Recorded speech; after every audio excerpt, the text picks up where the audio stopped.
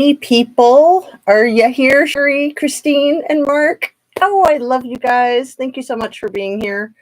So, I think everything's fine. The internet has been really spotty. So, I just want to get on with the show, you guys. There's so much to talk about. I almost wish there wasn't because it's so much BS.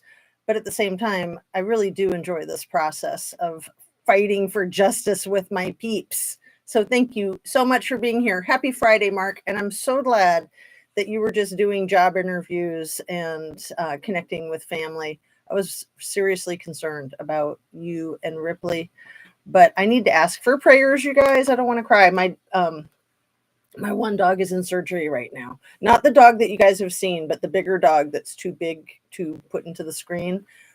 She is in surgery right now. They thought that it was just like a benign fatty tumor on her hiney, but when I dropped her off this morning, they were afraid that it might be something that they need to biopsy. So fingers crossed, prayers up.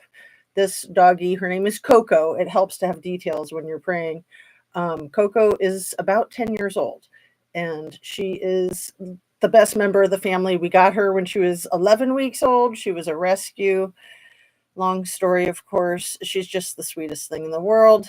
And I say she's our normal dog. The dog that you guys have seen, Mookie, she's our crazy dog. She's like half spider monkey, half dog. So let's talk about the cases. As depressing as it is, there's so much to cover. Where do I begin? Let me drink some coffee. Everything I say is simply my opinion for the sake of starting a conversation, hoping to open up a discussion and to become educated. And I hope that my videos are educational for others. I always aim for truth and justice. And every single video that I've made to date has been made for YouTube. It's an entertainment platform. No surprises, you guys. Truckie's not the only place that has that rule. That's kind of like a global unspoken rule. No surprises. So none of this stuff, like with P. Diddy or the Royals, none of it is the least bit of a surprise. I can pretty much guarantee you, in my humble conspiracy theory opinion, allegedly, and a big shout out to Rich Lux, because that content creator rocks. I love him. If you guys don't know him, check him out. I'm going to put a link to one of his most recent videos in the description. So that's the first one I'll start with. Oh, my mind is blown. So I wanted to go over some trolling crap. I wanted to go over some Ara goodness and some Shan goodness and some Upchurch goodness. Yes, so let me keep up with you guys too, and let me highlight. Got 20 minutes before PT.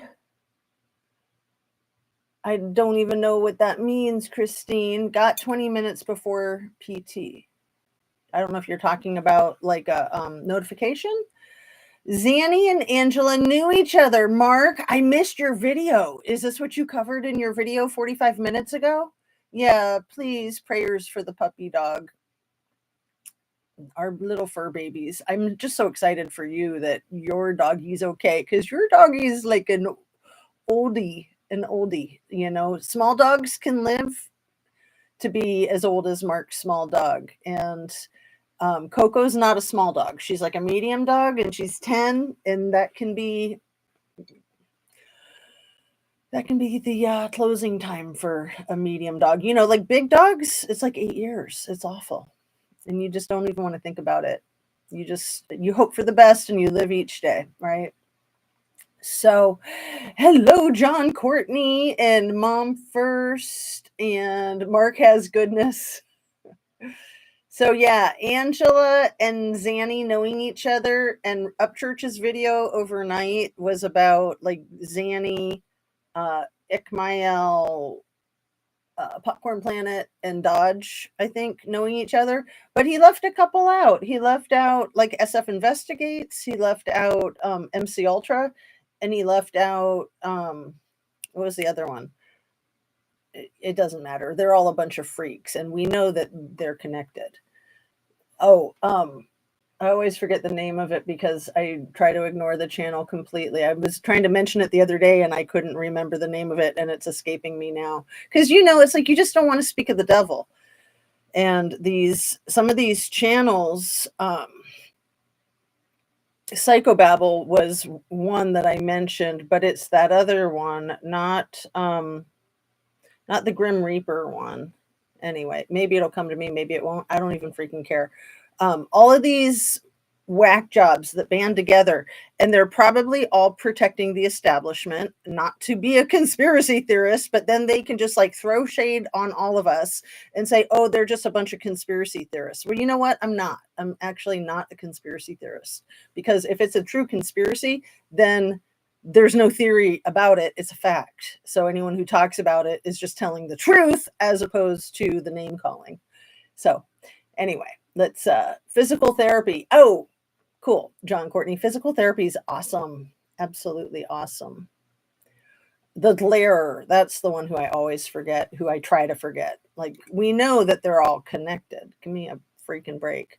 Physical therapy for neck and hips. Oh man, I don't want to like toot my own horn at all. I'm not trying to like say I'm all that. Yoga is all that, you guys. Oh man, my neck, my hips, my knees, everything is just doing so well because of the yoga. It's so exciting. And the muscle tone, the being able to just do more stuff and have more energy. And I'm not that good at yoga. I'm telling you, I'm not that flexible. I have a lot of trouble with the simplest poses. In fact, let me just say this. There's no such thing as a simple pose. There's no such thing as anything simple, right? It all can be really complicated. Sometimes things seem easy, but nothing is. Absolutely nothing is. Like even being in the chat, you guys. I know it's not easy. It's not easy being in the chat. And look at you. You guys are just like buzzing. It's been so long, Mark. Hope not got plenty of years left. Oh, I know. And our babies, our fur babies, are very much like our soul fur babies, right? I mean, they're like soul connections. You have that kind of connection that is just unconditional love, because pets are just that way. They're, you're like communing spiritually together, and it's just the bomb. It's absolutely the best. They conspired, John Courtney, right? And then they want to do that typical gaslighting thing and turn the table and say, no, you're a conspiracy theorist. So all the freaking gaslighting is so annoying. You back reject. Thanks, Mark. Yeah, I don't actually want to highlight that because, again, speak of the devil. Yeah, John, I knew you guys would know who I was talking about. And thank you for just using the first 3 letters of the name of that channel. Look over there, not here. Exactly. BID. And I'm not sure what that means either. I'm kind of slow sometimes, you guys. Once I get focused on what I'm going to talk about, I'm like on the straight and narrow, and then I like lose the ability to think of other things. Like, what year is it? Right? Oh, let me go over the date real quick. It is Friday, March 29th, and it's just about 20 to 12. So good morning. Please hit that conspiracy theory liking thumb. Make sure you're still subscribed, and please share the video if you like it. Turn on your notification bell to ring. Should I grab my other thumb too? I always like to overdo things. I don't even see it. Where did it go? Here it is. It's right there. I got my coffee. I got my other conspiracy theory loving thumb. And, if my hair gets wonky, I've got my emergency hat handy. I've got my wardrobe not malfunctioning, but if it does, I'll be able to see it. So let's get on with it. So there's no surprises. We know these things are coming. So let's just go right to the Idaho 4 case that I don't like to talk about because I think it's such hogwash. I think the whole thing is just bull crap. Nothing like that is going to happen in the middle of a crowded campus area that's buzzing at 3 in the morning that has cops outside, that has people wandering around and jogging by and videotaping and all that. None of that is going to happen without a lot of organization and people knowing that it's going to happen. So whether those people are in law enforcement or not is almost immaterial. I could pretty much guarantee you, in my humble conspiracy theory opinion, that the president of the university 100% knew that that was going to happen. The owner of the house 100% knew that that was going to happen. And probably all of the people close in knew that that was going to happen. And those close in, some were probably law enforcement. So that's all I want to say about that. I want to talk about these other cases. Like that Idaho one just bugs me to no end because there's so much stupidity. Like, just tell us who was hired for the freaking fellowship. Just that one thing, and then we can talk about it. But if you're not going to talk about that, there's no point in talking about any of it as far as I am concerned. But this P. Diddy stuff is off the chain. Off the chain, you guys. I was up half the night reading, like not watching videos, but reading about the history of P. Diddy and all of his shenanigans. And maybe I'll read some of it to you. I also was able to catch a bunch of Ara's live, and thank goodness I fell asleep before it was over because she was on for over 5 hours. And it was a great live. Thank you, Ara. And she was covering the Watts case. And these cases, they have the common denominators of dark, evil, greed, and cover-up. Those are the common denominators. I'm not trying to draw connections where there's no connections. I'm just saying that greed is greed, right? Evil is evil, dark is dark. And FWADs are FWADs. So I'm really ticked off about the whole thing with the royals too. We know that Prince Harry was named in the paperwork for P. Diddy. That's kind of a threat. Like, he wasn't being accused of anything, but he's named. It's a huge deal to be named in that kind of documentation. Huge. And it's the velvet hammer. It's like, behave or else. But I also really want to stay caught up with you guys. Oh, Mark, out of sight and out of mind when it comes to that guy. Yeah. And, we just have to be fearless. We can't let these people intimidate us and threaten us. And the trolls, you guys, the trolls are effed up. I mean, all of those people that I mentioned at the beginning, those are all trolls. Those are all trolls. Zanime, biggest freaking troll in the freaking world. Showing up on everybody's live, and she shows up in people's chats and comments. It's just like, man, she thinks she's so slick. And thank goodness Upchurch was just on her from go, because he went toe to toe. And, I'll give it to him. He's a bit smarter than the rest of us, right? And he has quite a reach. Absolutely. So what a thrill that he did a Kylie Rodney video overnight. Have you guys seen it? Again, that will be in the links. That'll be one of the first in there. So we got Rich Lux, we got Upchurch. I'm going to put Ara's in there. Mark, I'll probably get you in there too. Subscribe to my channel before Jazz's. I'm better. Oh, well, so I had a child with a birthday yesterday. So that's my excuse for not going live yesterday. And I know I don't need an excuse, but I'm dying to go live with you guys all the time. So unless I absolutely can't, those are the types of things that prevent me. And if something happens to my puppy dog, God forbid, prayers, it might take me a couple of days to get on a live. But also sometimes the lives can be the best distraction and the best therapy, and like a healthy distraction. So Christine Herman, what's the color of the day? I'm doing eggs later with grandkids. I need a color. How about periwinkle? I love periwinkle, and that's an especially cool color for eggs, because like robin's eggs are periwinkle, I think.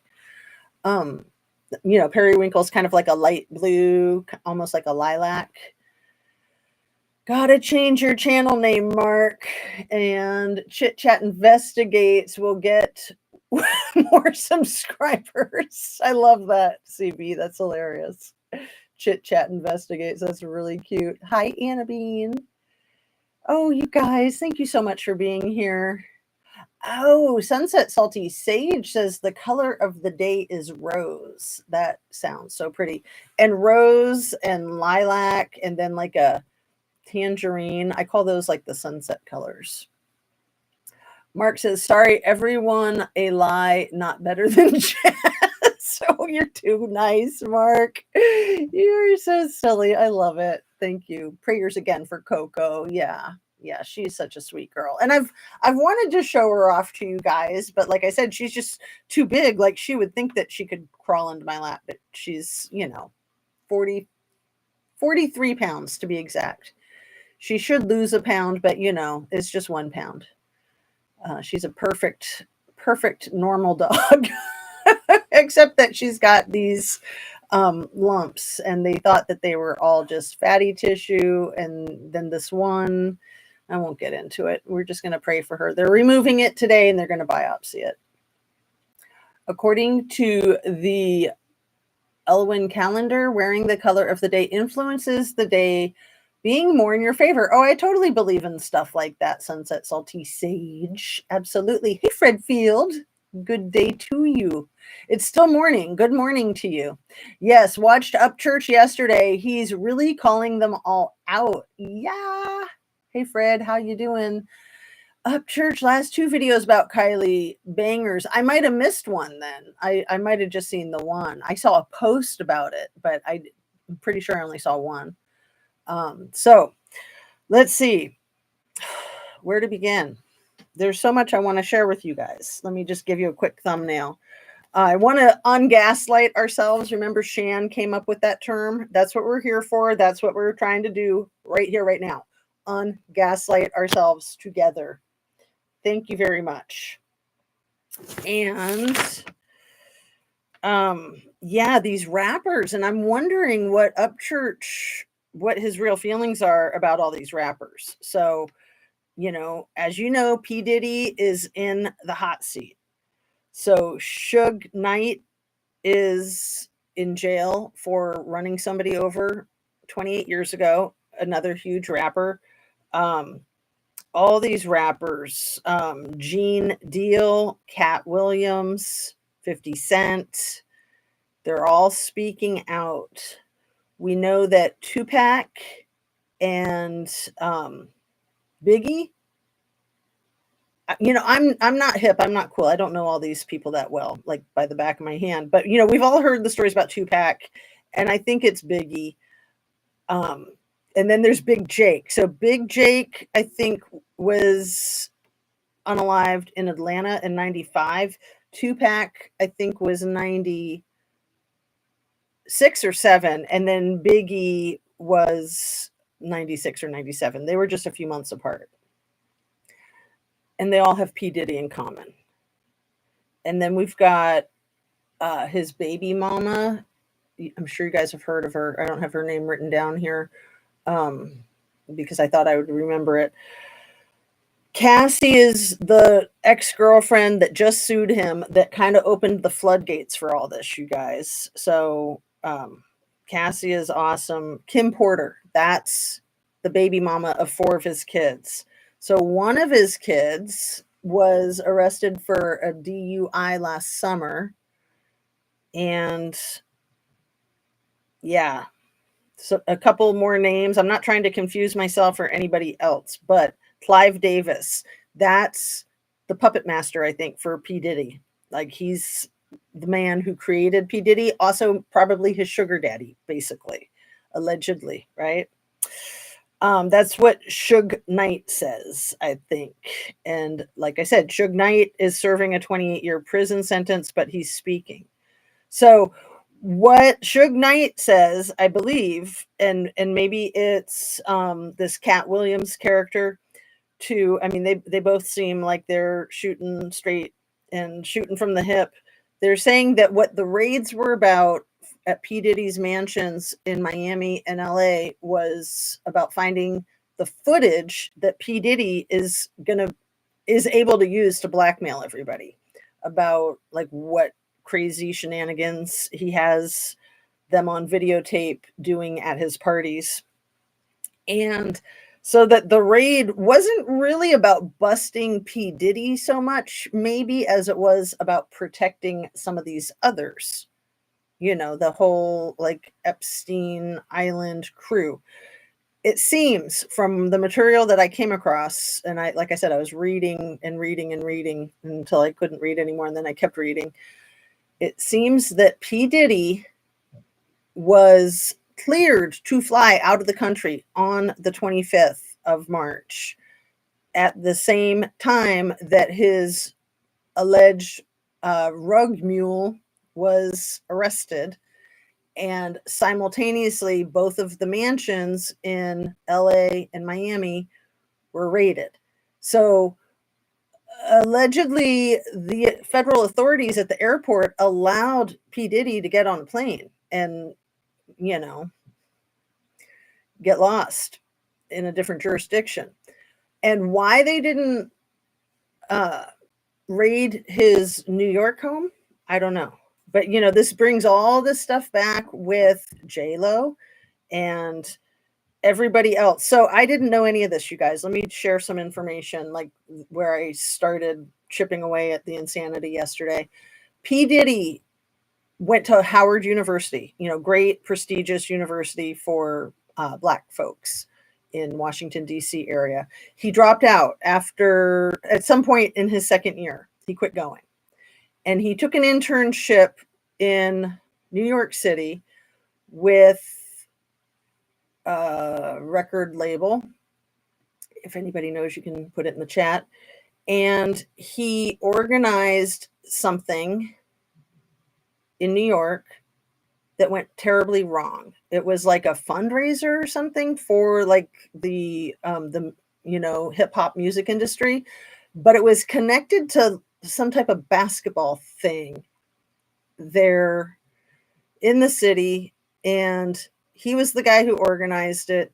He wasn't paying attention to the fact that it was sold out. The event was sold out, and there was a lack of security, and there were 9 people fatally crushed, stampeded in the hallway, you guys. I think this was like 1992-ish. You can Google it and see. This is where his career started. Maybe it was 1991, because he wasn't fired from that place where he did his internship, was where he got his start. After his internship, he worked there until he got fired, I think, in 93. And then by then he already had his own label, Bad Boy Records or something like that. And so 9 people perished in this hideous stampede that I never freaking heard of. Like, how did that escape me? I still remember the stampede with the Who concert in Cincinnati in the 1978, when a handful of people were unalived because it was not sold. It probably was sold out. It wasn't oversold, but it was sold out, and it was general admission, and people rushed the doors. And I can't remember, you guys help me out here. It was like somewhere between 4 and 11 people that got stampeded fatally in that Who concert. And nobody forgets that. You don't have to be in Ohio to remember that. Heck, I lived in California when that happened. And it was a long time before I realized that it happened in Ohio. I just knew it was the Who. And, you know, it changed how they organize concerts. Like, you're not allowed to have general seating like that in a big arena like that anymore. They call his genre hip hop. Oh, you're talking about Upchurch? Because, yeah, like country rap, which, you know, I mean, I don't think you need to put him in a, I don't think you need to label his art. He's just a musician, and he's very talented. Cat is an excellent comedian, not a hip hop artist. Thank you, Sunset. He used to run with the Nation of Islam back in the day. He knows who killed Malcolm X. I love listening to that cat talk. I mean, it's obvious that he knows his stuff and that he's not scared of anybody and that he's going to speak the truth. Yes, Clive is a monster, allegedly. Hey, Blonde Gypsy. I'm listening. I had thumb surgery yesterday and wishing I was ambidextrous. Wow. And every little thing, my toe is still on the mend and I'm so grateful. So we'll pray for a speedy recovery of your thumb, Blonde Gypsy. Thanks for being here. Oh, did I miss Monica? Feds don't bust in without watching you for a long time. Dee Dee was definitely tipped off about Raid. Right, but they were interacting with him at the airport on the 25th when he then flew south out of the country, like down to the Bahamas or something. But they arrested his allegedly his rug mule, right? And then they simultaneously raided the houses. And again, we all thought, oh, good, that's to bust the perps and to protect the people that are being exploited. Hopefully, in a perfect world, but very realistically, probably just as much, if not more so, to protect the other perps. I mean, all of these elite are into this, you guys. I do not believe that that's a conspiracy theory. I believe that that's real. So it's when they step out of line that they get in trouble. Like maybe he crossed Clive Davis or something like that. That's just a theory. He stepped out of line. He knew that Cassie was going to sue him for a long time, and he should have paid her off before she filed the lawsuit. And then none of us would have heard anything about it, and those floodgates wouldn't have opened up. But I'm glad that he made that mistake. He paid her the fastest anybody has paid off a lawsuit in the history of lawsuits, probably less than 24 hours. So thank goodness he waited until after she filed it, because then the documents become public record. And we all know that there's probably a lot that's left out of those documents too. Sacrifice, ritual, not an accident. Are you talking about the 9 people in New York? Because whether it was an accident or not, I totally agree, Sunset Salty Sage, that it can certainly turn into that quite easily. Sort of like the heinous monstrosity at Astrodome. I don't even want to talk about that. In Houston with what's his face that's with the Kardashian chick, and it was Kris Kardashian's 66th birthday, Travis Scott. Ugh, and I guess he's back in the news. That was disgusting. I mean, that whole thing was like a sacrificial ritual, and very much like the whole Bohemian Grove crap. It's crazy. I have regenerated like Doctor Who. Mr. Mark Chit Chat Investigations. I love it. Doctor Who. That is awesome. Very inspired. That is a very cool handle, Mark. I think you should keep it. Mr. Mark Chit Chat Investigations. Even better. It's me, Mark Molina. Yeah, sure. We know you're just a troll, right? So I had a really good troll yesterday, you guys. Come in to my comment section from my last video, which was the day before yesterday. That one where I was really rushed and I was kind of like my brain was imploding because of all this crap. And I try so hard to be calm when I'm doing my videos so I can put out a vibe that you guys will vibe with, and we can all be chillax while we're fighting evil. Because it's easy to get caught up in that evil, and you don't want to trip over yourself. You gotta chillax and take a step back. You don't want to lose your perspective, and you don't want to be making allegations. I'll just speak for myself. I don't want to be making allegations of things that aren't true. I don't want to be wasting my time concerned with people's safety that don't need that concern, because there's so many people that do. But I am more concerned than I ever have been about Kate Middleton. Really, honestly. So that's what that troll was about. And I don't know if the troll was a bot or what, but I was going to talk about it in general and maybe even some specifics with you guys. One of the new photos or videos of Upchurch has uploaded shows how Iqmael's home is allegedly located close to one of P. Diddy's homes that just got raided. So that was the community post that I saw. Thank you so much, Monica, for reminding me and for saying that. What else did I miss here? What did the feds or Rangers do for Kylie Rodney?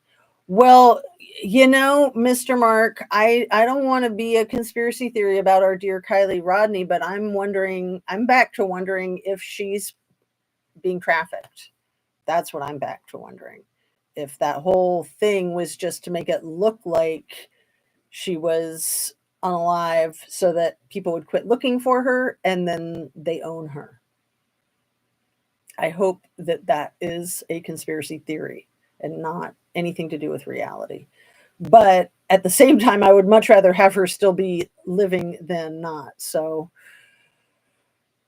it's really bad when you're hoping that somebody just has cancer or you're hoping that somebody is just being trafficked as opposed to the alternative, right? I mean, seriously, it's bad when you're hoping for those things as opposed to the other options that are possible at this point. One of the new photos, okay, I'm going to read this one again because I started to, not realizing it was the one I already had clicked on. And it's so important. One of the new photos or videos Upchurch has uploaded shows how Iqmael's home is allegedly located close to one of Diddy's homes that just got raided. So it's the home in South Florida, Miami. And I think it's about an hour and 15 minutes apart from the post that I saw that Upchurch did. And yeah, it's basically right down the road. I mean, it's a pretty straight shot. And that is also allegedly where isn't that where Mr. E spent most of his time? I know he spent most of his time in Florida. I don't know if it was the Miami side or the Southwest side. But there's like this whole thing, dare I say the name, I don't know if I want to, of the guy who Riz Flex was talking about, a 52-year-old gross douchebag from the Ivy League schools who is in like Naples, Florida. And he's like president of like the Harvard, Princeton, Yale Glee Club and all these other things. So he has all kinds of access to students and all kinds of power, kind of like that whole Nickelodeon dynamic, kind of like the whole Harvey Weinstein dynamic and Kevin Spacey and all those other dirtbags. And there's like some kind of Harvard, Yale, Princeton. I'm just making a blob out of the three of them. This Ivy League faction down in the Naples, Florida area. So like south of Sarasota and north of the Everglades. And there's this whole Ivy League faction there that sounds like a Bohemian Grove kind of gross thing. And, it's so freaking hard to keep up with the gaslighters. And I don't like to get all stressed out. So then sometimes I get to a point where I'm just like, you know what? I'm just going to back off. Gaslighters are going to be gaslighters. Rude F-wads are going to be rude F-wads. And I get too stressed talking about it. But no, we have to fight for safety in our culture. We have to fight for safety in our lives. An injustice anywhere threatens justice everywhere. I think that's the Martin Luther King quote that is pretty much words that I live by even before I knew it as his quote. I kind of came up with my own version of it because, yeah, that it just feels wrong, even if it's not directly having anything to do with you. If it feels like it has something to do with you, then it does. It absolutely does. And yeah, it could happen to any of us. It could happen to our kids. No, that's not the world that I'm going to allow to thrive. Absolutely not. I will fight. I will fight. You got to fight for peace, right? Let's see. Conveniently, this P. Diddy news takes the heat off Kensington Palace, Kate Gate, and the Francis Scott Key Bridge disaster. In my opinion, you can't help but ask those questions, Sunset Salty Sage, and there's nothing conspiracy theorist in asking those questions. Nothing. Period. Not a troll, Chit Chat Investigation says. And hello, Sherry, Anna Bean. I'm not exactly liking that they are targeting people of color. Exactly. It's easier to take them down. Absolutely. Such a good freaking point. So I will decide when all the facts are out. Absolutely. And yeah, they will, like, why is Prince Harry mentioned but not Prince William in the documentation when those two were always together when they were around those hip hop artists and at the P. Diddy parties and all that? Um, and I'm not saying that they did anything illegal. It's not illegal to be at those parties. But if you knew anything about illegal activity at the parties, then yes, that is illegal. And people can argue all day that, well, being at the party doesn't mean that they knew. But come on, come on. Like, get real. Get real. Like, yeah, maybe not everybody at the party knew. Not everyone was privy, but the very privileged, yeah, they're going to be privy. They're crazy. Absolutely crazy. Plus, they've got teams of people to protect them from things like that so that they don't wind up at parties that they don't know those kinds of things are going on. And then they get, you know, their reputation tarnished with all the shenanigans. Mrs. Amir, 30 minutes late, but made it. So nice to see you. Hopefully we can do a long one today. Yeah, I'm just 36 minutes in. It's just a few minutes after 12 noon. I hope to go for at least another hour. We'll see how things are. Hello, Nico. I love it when people call me Zena. Willie wasn't invited. Bah. He was there. Haven't you seen the picture, Sunset? He was there. Yes, he was. If Harry was there, Willie was there. And yeah. And yeah, Harry is cooler. And I'm a Harry supporter. I know there's a lot of people that think think less of him. I think way more of Harry, and I think way less of William. I think Harry's trying to protect his wife and kids, and he's accepted what probably happened to his mother, like what really happened to her. And I think William doesn't care about anybody except number one. You know, I don't know, party with Harry. I do not party with Harry, not Will. Um, yeah, so the photographs that I've seen have both of those princes hanging out with Diddy and the rest of them. And let's see. I wanted to go over some of the troll comment because it's funny.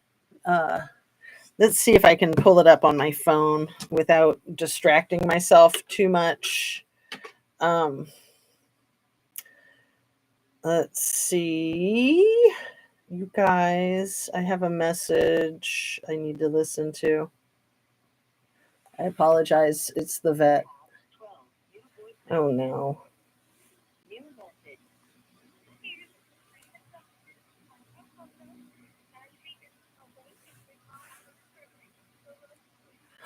Oh, yay. Oh, yay. It's good news. Woohoo. Woohoo.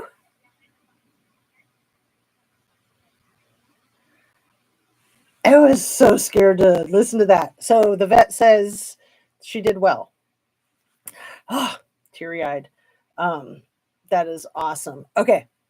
Phew, Coco, pull through. You can do this. So I am looking up that hilarious comment from yesterday, or not yet. It's from the message in a bottle Kai Cry Princess Kate video from the day before yesterday, the 51-minute one.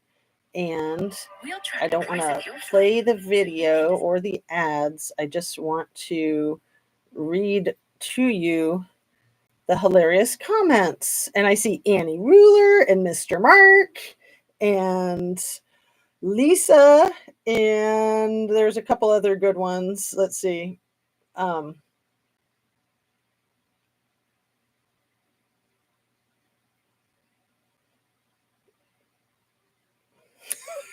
Okay, I'm going to read you their crazy comment. It's very long. So, FYI, it is Catherine, Princess of Wales, and you just tied 2 horrific homicides and a domestic violence case to a cancer diagnosis of a woman with small children. So if she didn't have small children, I think it would be okay, is what this troll is saying.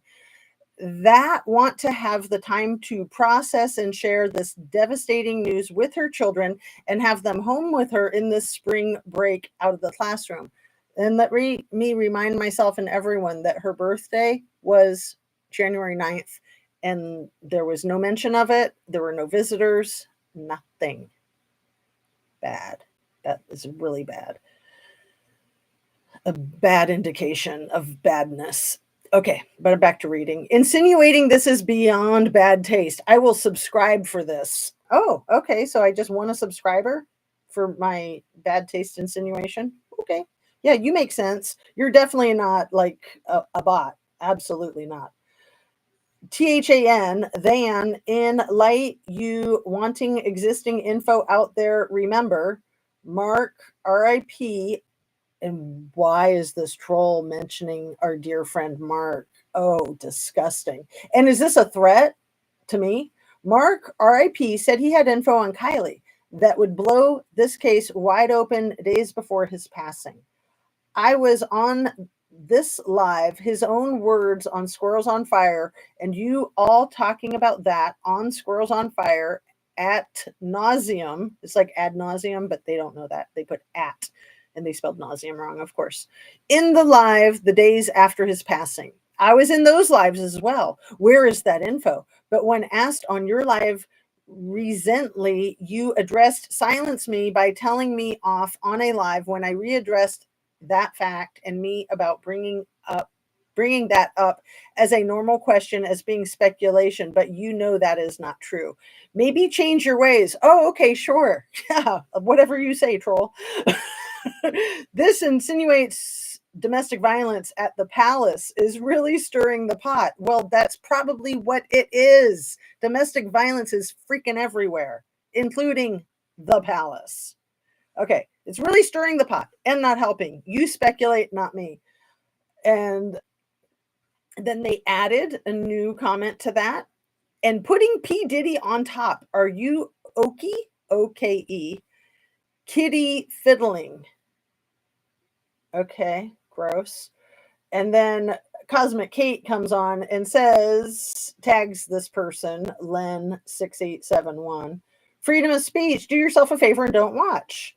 And Len says, I was not talking to you. 1, I was not talking to you. 2, accusing William in this case of CPOW taking her time to tell the world of battering his cancer-stricken wife to pulp so she cannot show her face is sick, woven between 2 horrible red room cases and the connotation of femicide.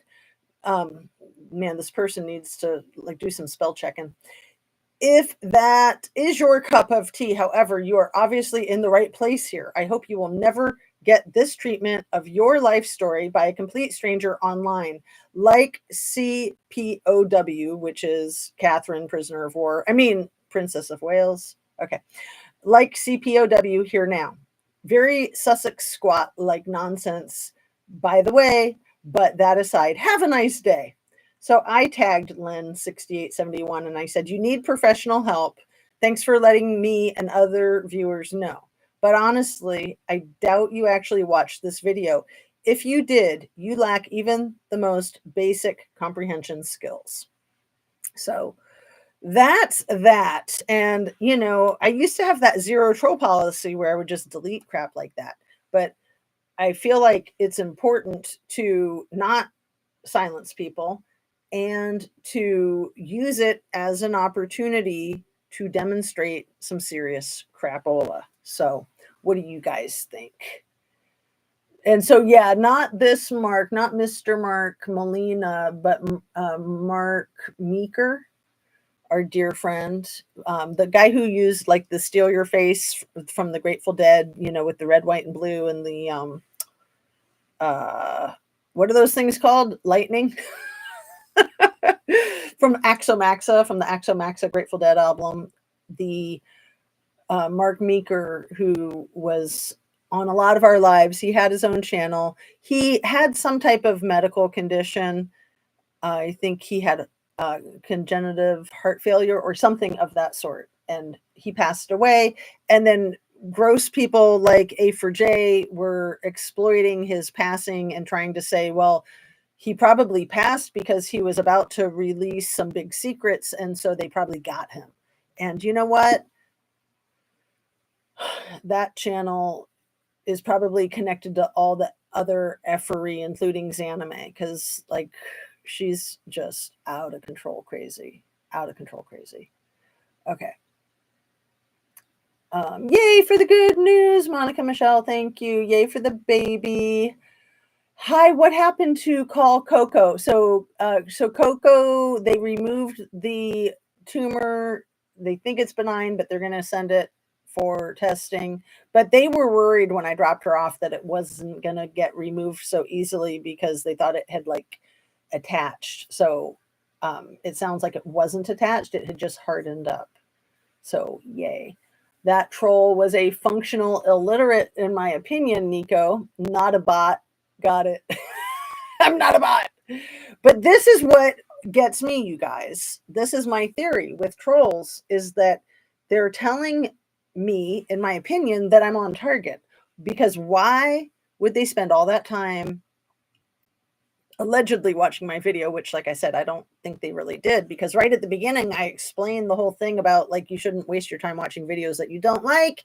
You especially shouldn't waste your time watching the video and then commenting on the video, because there's like probably 80 bazillion other videos that you can pick through to find one that you like. Okay. Okay. Got it. Like, get a hobby. Okay. It sounded like a threat to me. Exactly, Nico. I know. And I'm just like, I'm not gonna let stuff like that scare me. Like, if they're threatening me, again, all they're doing is telling me that I'm on target. And then none of us are safe anyway. Whether you back off or not, nobody's safe. So Mega Pints and Muffins, hello. I believe he meant blowing the lid off some backstabbing that was happening at the time. And Mark Meeker, the original Mark.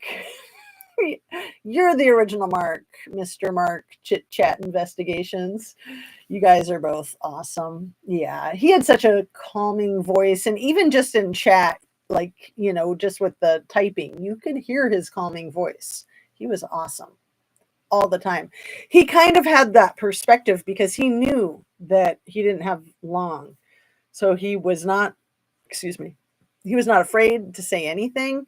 He just put it out there. He also wasn't going to waste his time getting stressed out about things. He kept his cool, but he went straight for the truth. And we love Mark. We love both of our Marks, right? We appreciate our Marks. And I appreciate all you guys. Thanks again for being here. I don't know if I've thanked you yet today. I like to thank you like a million times because I'm just so amazed that I have this channel, that I have viewers, and I hope that we're ungaslighting ourselves together. So let me get caught up with you guys. And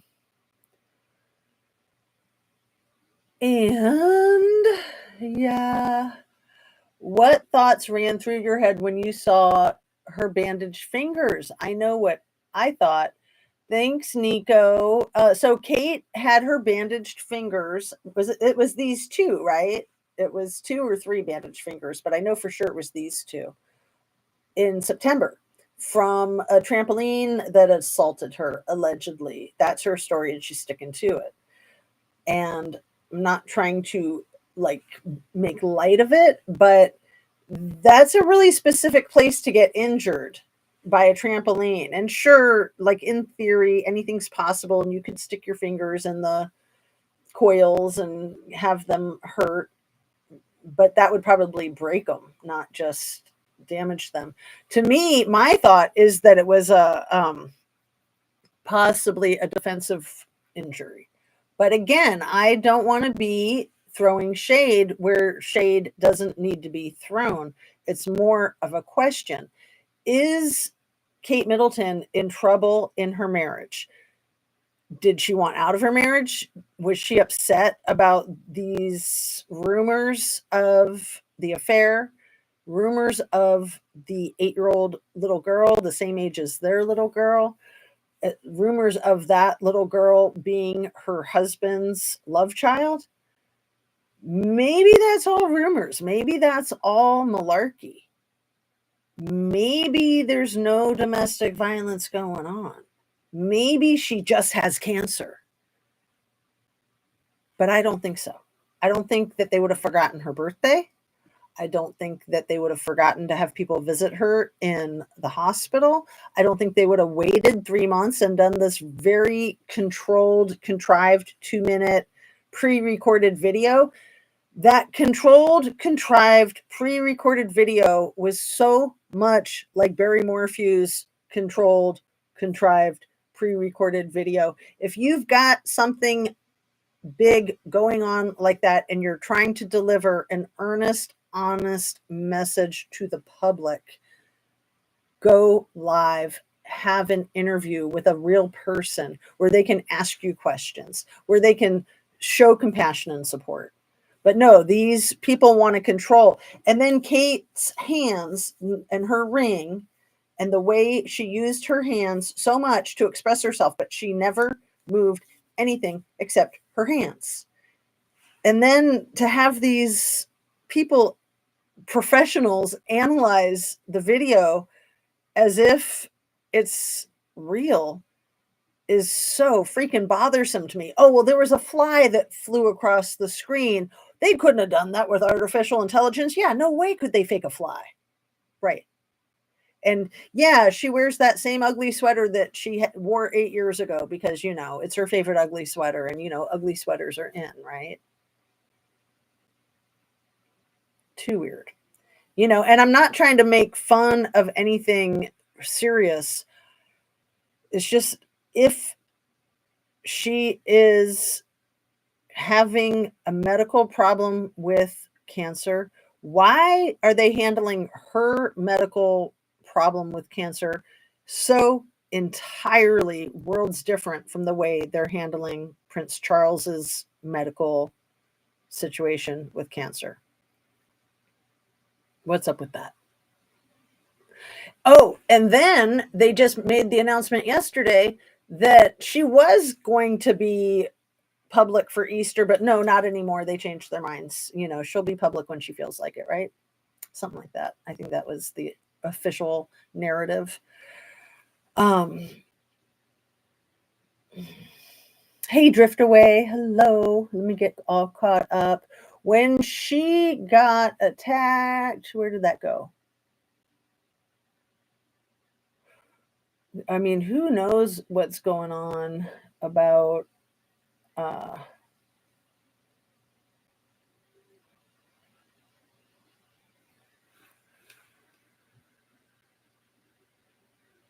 where are we? I got lost, you guys. I'm sorry.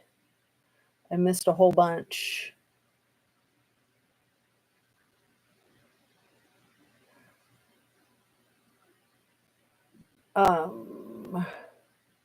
What have I missed?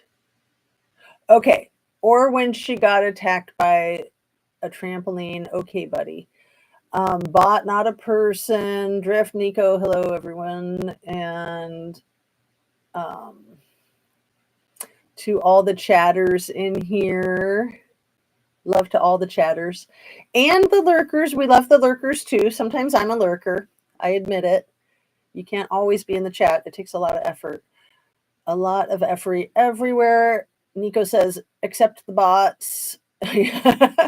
Well, the bots are still good for the algorithm. And again, they're bringing me information simply by being here. Like, why would you be wasting your time in my video? I'm just this teeny tiny little channel, just no one here but us chickens. Come on.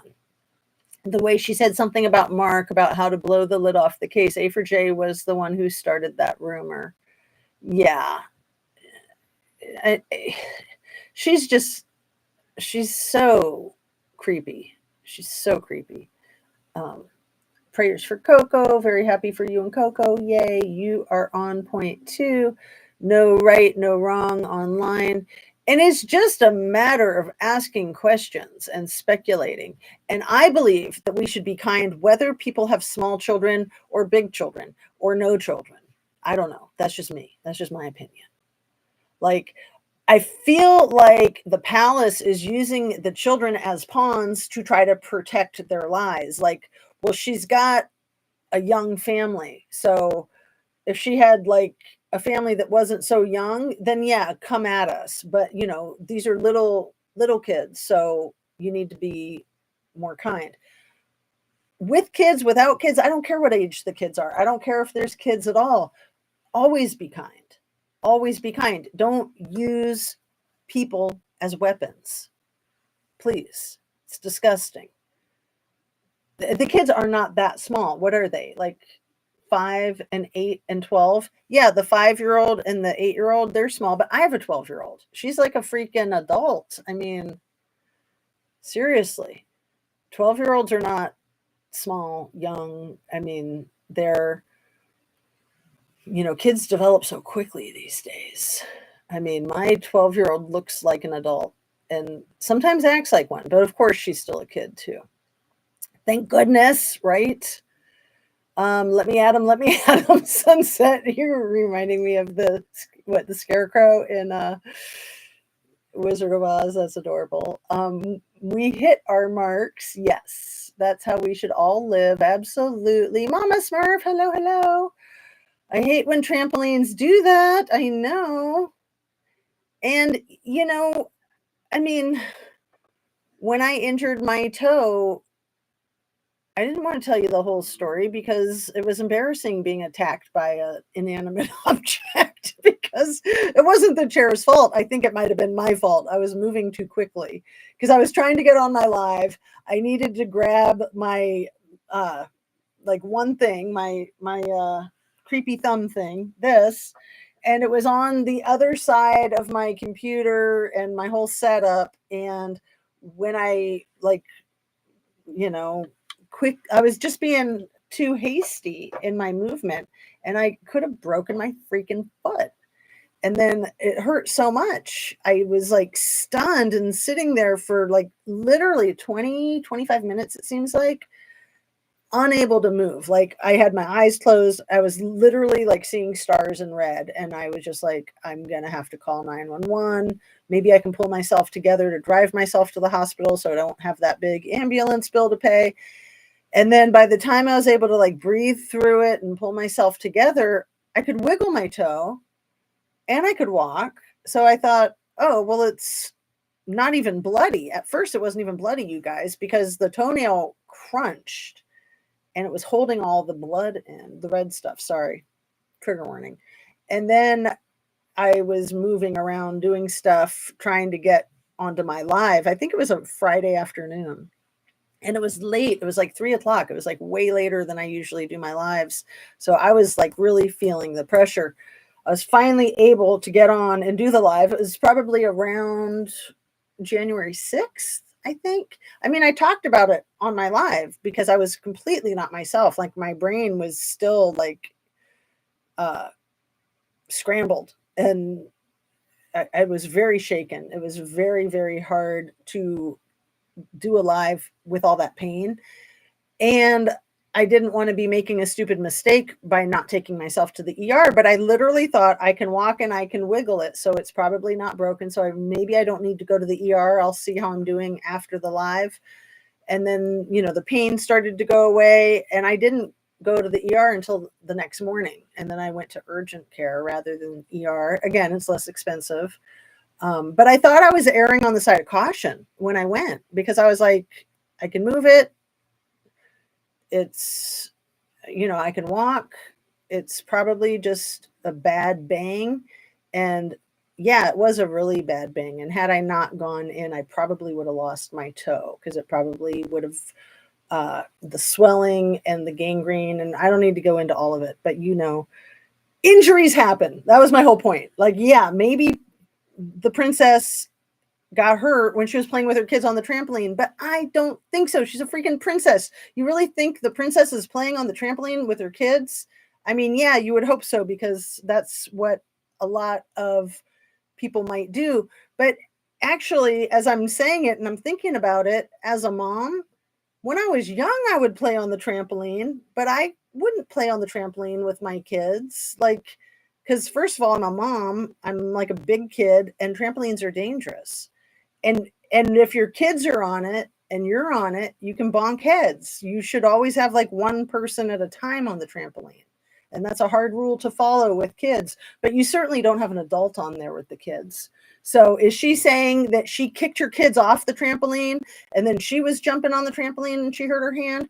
Or was she rambunctiously jumping on the trampoline with her little 5-year-old and her 8-year-old and her 12-year-old? I'm not buying it. Again, where's the details? Like, what day did it happen? Where was the trampoline? And then what about that whole ambulance call to the location where they were spending their Christmas? The 28th of December? Why was there an ambulance called and why was it not explained? You could just say somebody had food poisoning, somebody got hurt, somebody got sick, we had an ambulance situation. But no, they said nothing of it until they were able to cook up a whole scheme. And by saying cancer, they're using that as a weapon, in my opinion, possibly. They're trying to say, back off, people. Don't talk about this person. She's got an illness. She's got little kids. If you talk about her, you're a completely terrible bully, right? I mean, no, if this is true, if she has a medical crisis and she's got little kids, then yeah, that's tragic. But why would you come out and make a video and say, okay, it's tragic. I've got a medical situation. I've got little kids, but everything's fine. Nothing to see over here. I'm fine. And by the way, you're not going to see me for a long time. Well, maybe you'll see me on Easter. Psych. No. It's all kinds of effery. I mean, some people are without a doubt buying into the whole thing, right? Like mainstream media. That's their job, in my opinion. Then there's other people who are just like, obviously it's bad. It's really, really bad. And we know how much the royals value their freaking females. Give me a break. I mean, no, they're disposable. They value the boys and the men. They don't value the women, unfortunately. It's disgusting. Okay. What? Sunset? Okay. No questions are allowed. Exactly. Trampolines don't on the live people. Nico, I like that. They could. Somebody could get a head injury.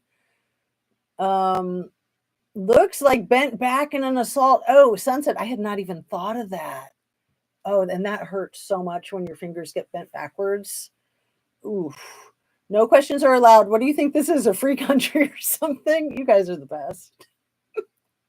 Right. If you ask questions, you're a bad guy. And then you're victimizing sick people and small children. Right?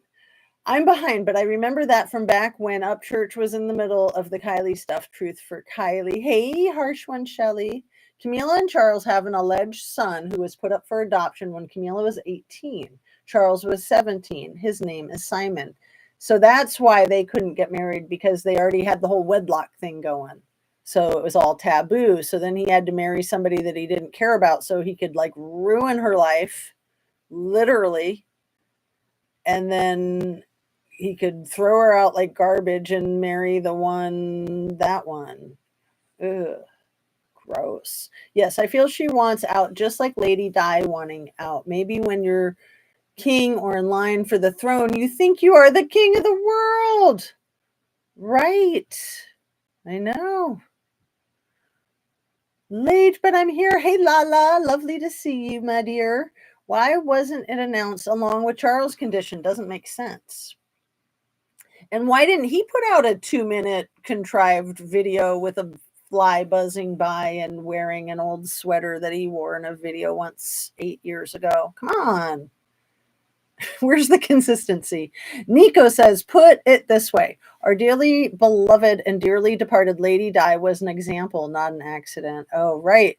Right. Again, it's like you step out of line and this is what will happen to you. And same thing with P. Diddy. And it's a lot easier for this, the females and people of color are a lot more disposable, in my opinion, in that mindset. It's terrible. Absolutely terrible. Let's see. I love Princess Kate too. Let's see. Where are we at? Weaponizing cancer, weaponizing children. These royals have shown their depths. Exactly. So many people have cancer. Freaking A. My dog might have had cancer and hopefully not. Okay. You guys have such great comments. I don't want to miss these. True Sunset, that guy said he would do DNA even. I've not heard about this, you guys. Thank you for the news. This is why I love doing the lives, because I always feel like I've got these great ideas to share with you, and then you guys have phenomenal ideas to share with me. So it's such an appreciated exchange. Thanks again for being here and participating. It will all make sense when. Agree, Nico. Hello, Lala. Have you seen this chicken? So you're referring to the penguin disguised as a chicken from Wallace and Gromit. That's one of my favorite. Oh, the gaslighting. The gaslighting. Drift Away says Sunset because he is a jealous king and Kate's might upstage his. Yeah. Well, yeah, he's an ogre and she's not. Also, Simon has a wife and kids and lives in Australia. Wow. Yeah, so many secrets. So many secrets. He says he kept it quiet out of respect for Queen Elizabeth. We'll see. Yeah, and Queen Elizabeth is deceased now, so it changes. The guard is changed, literally.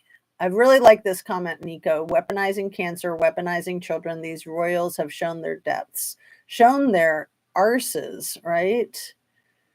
I mean, who does that remind you of? That reminds me of Lindsay Rodney Neiman weaponizing her allegedly deceased child.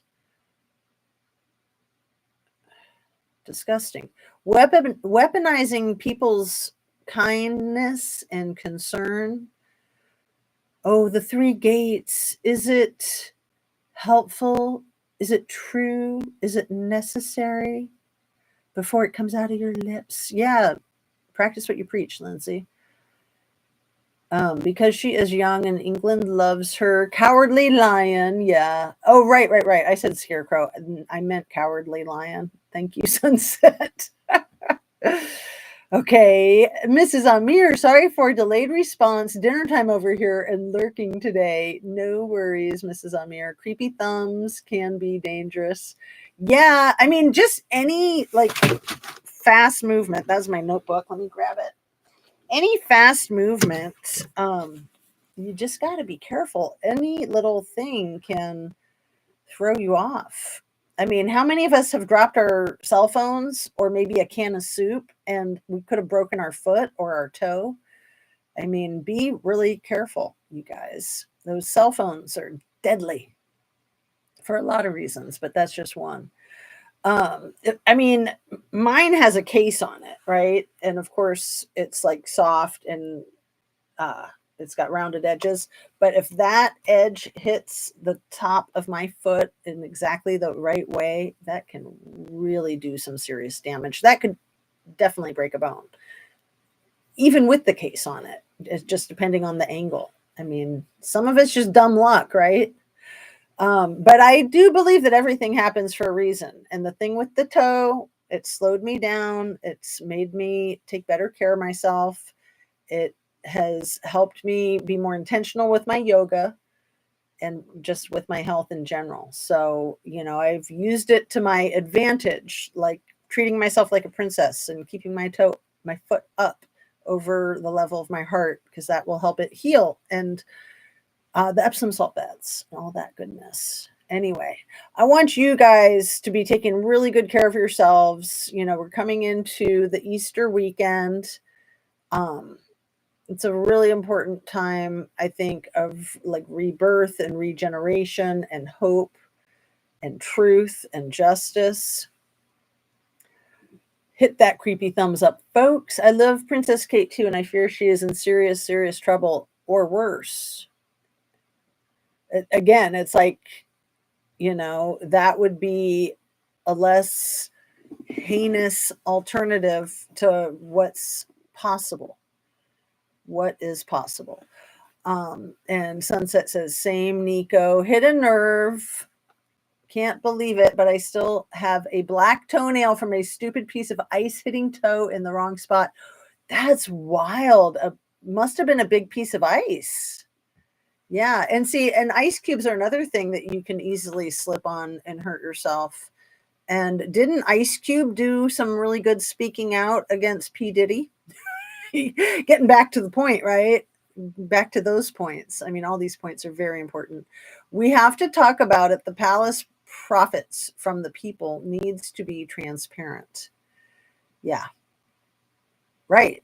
I mean, the things that the Brits have been doing for entertainment, you guys, is much like the conspiracy theory allegations against the elites in our country and the Bohemian Grove type of things, trafficking people, abusing people, unaliving people, consuming people. I'll just say it. I won't beat around the bush. Like, you guys have all seen the Rocky Horror Picture Show.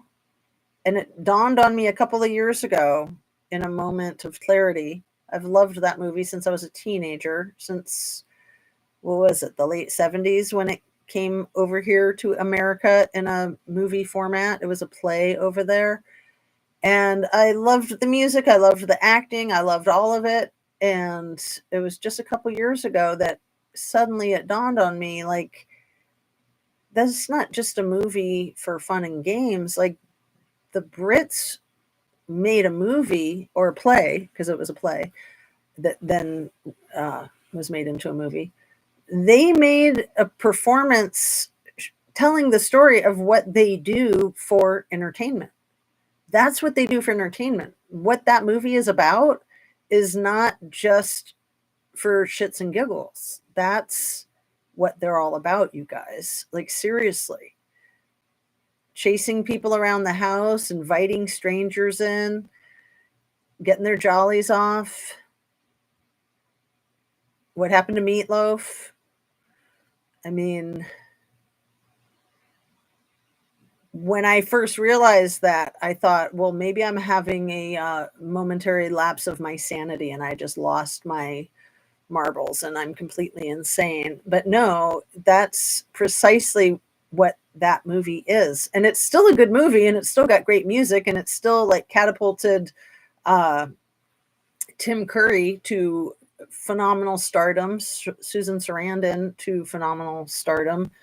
The guy who played Brad, who was never as famous as Susan Sarandon or Tim Curry, but he still had a really good career. He was in that TV show with Michael J. Fox about Night Court. It wasn't Night Court, was it? It was on around the same time as that. Anyway, you guys know the actor that played Brad. Damn it, Janet. And then Riff Raff, who wrote the freaking thing, the butler with the long stringy blonde hair. He wrote that entire performance. Riff Raff, man. Riff Raff rocketh. And then you got Magenta. Anyway, back to what we're talking about. So that movie encapsulates what we're talking about. This is how they entertain themselves, you guys. Not with movies, not with stories, with real life action. It's disgusting. It's really, really sick. Thank you, Nico, for your comment. And I'm going to try to catch up. Oh, I'm so glad that the puppy dog is okay. And when I was checking that voicemail, which I'll have you guys know I never check my voicemails. When I was checking that voicemail, I thought, I might just have to wrap it up right now if it's questionable. So Thank goodness. Nico, meet the government. No, they don't. Right. See, in our country, which, the US broke away from that tyranny to have freedom of religion and freedom of free will and transparency. Transparency, the democracy, the whole idea. So even in our country where democracy and transparency is the law, it's still non-existent sometimes. Different in the UK, Nico says. I still jump on big trampolines when provided the chance. Well, and I admire you, Sunset Salty Sage. And I would if I could. It's just that, I'm like old and too much bounces that I don't want bouncing. The bigger you are, you don't get on the trampoline. And, they've got like those sky bounce places where people have their trampoline birthday parties. And it looks like so much fun. And I maybe would do one of those because instead of being like lifted 4 feet off the ground, it's like at ground level and it's bigger, so it seems safer. But still, there's always a risk with anything, right? I believe she would actually play on the trampoline with her kids. Aw. Well, I would hope, but would she even be allowed? She's not allowed to choose what she eats. She's not allowed to choose what she wears. Would she really be allowed to play on a trampoline with her kids? I don't really think so. That's just my opinion. After Uvalde had a few kids, jumping on trampoline can produce embarrassment. So no, you weren't saying Uvalde. After you've had a few kids, jumping on trampoline can produce embarrassment. That's cute. I'm like, are you talking about Uvalde? That's a whole nother thing. So let's see, where did it go?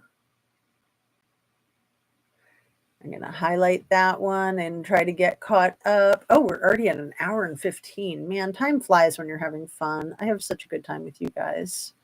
Let's see. Kids are bigger than me in my defense, LOL. Yes. Salty, you must be skinny or petite or both. I would bounce like a rocket. I have a friend who's skinny and petite, and she was a gymnast, and she works out a lot, and she's got kids, but she can jump on a trampoline like nobody's business. She can do flips and stuff, but she would never do that with somebody else on it, right?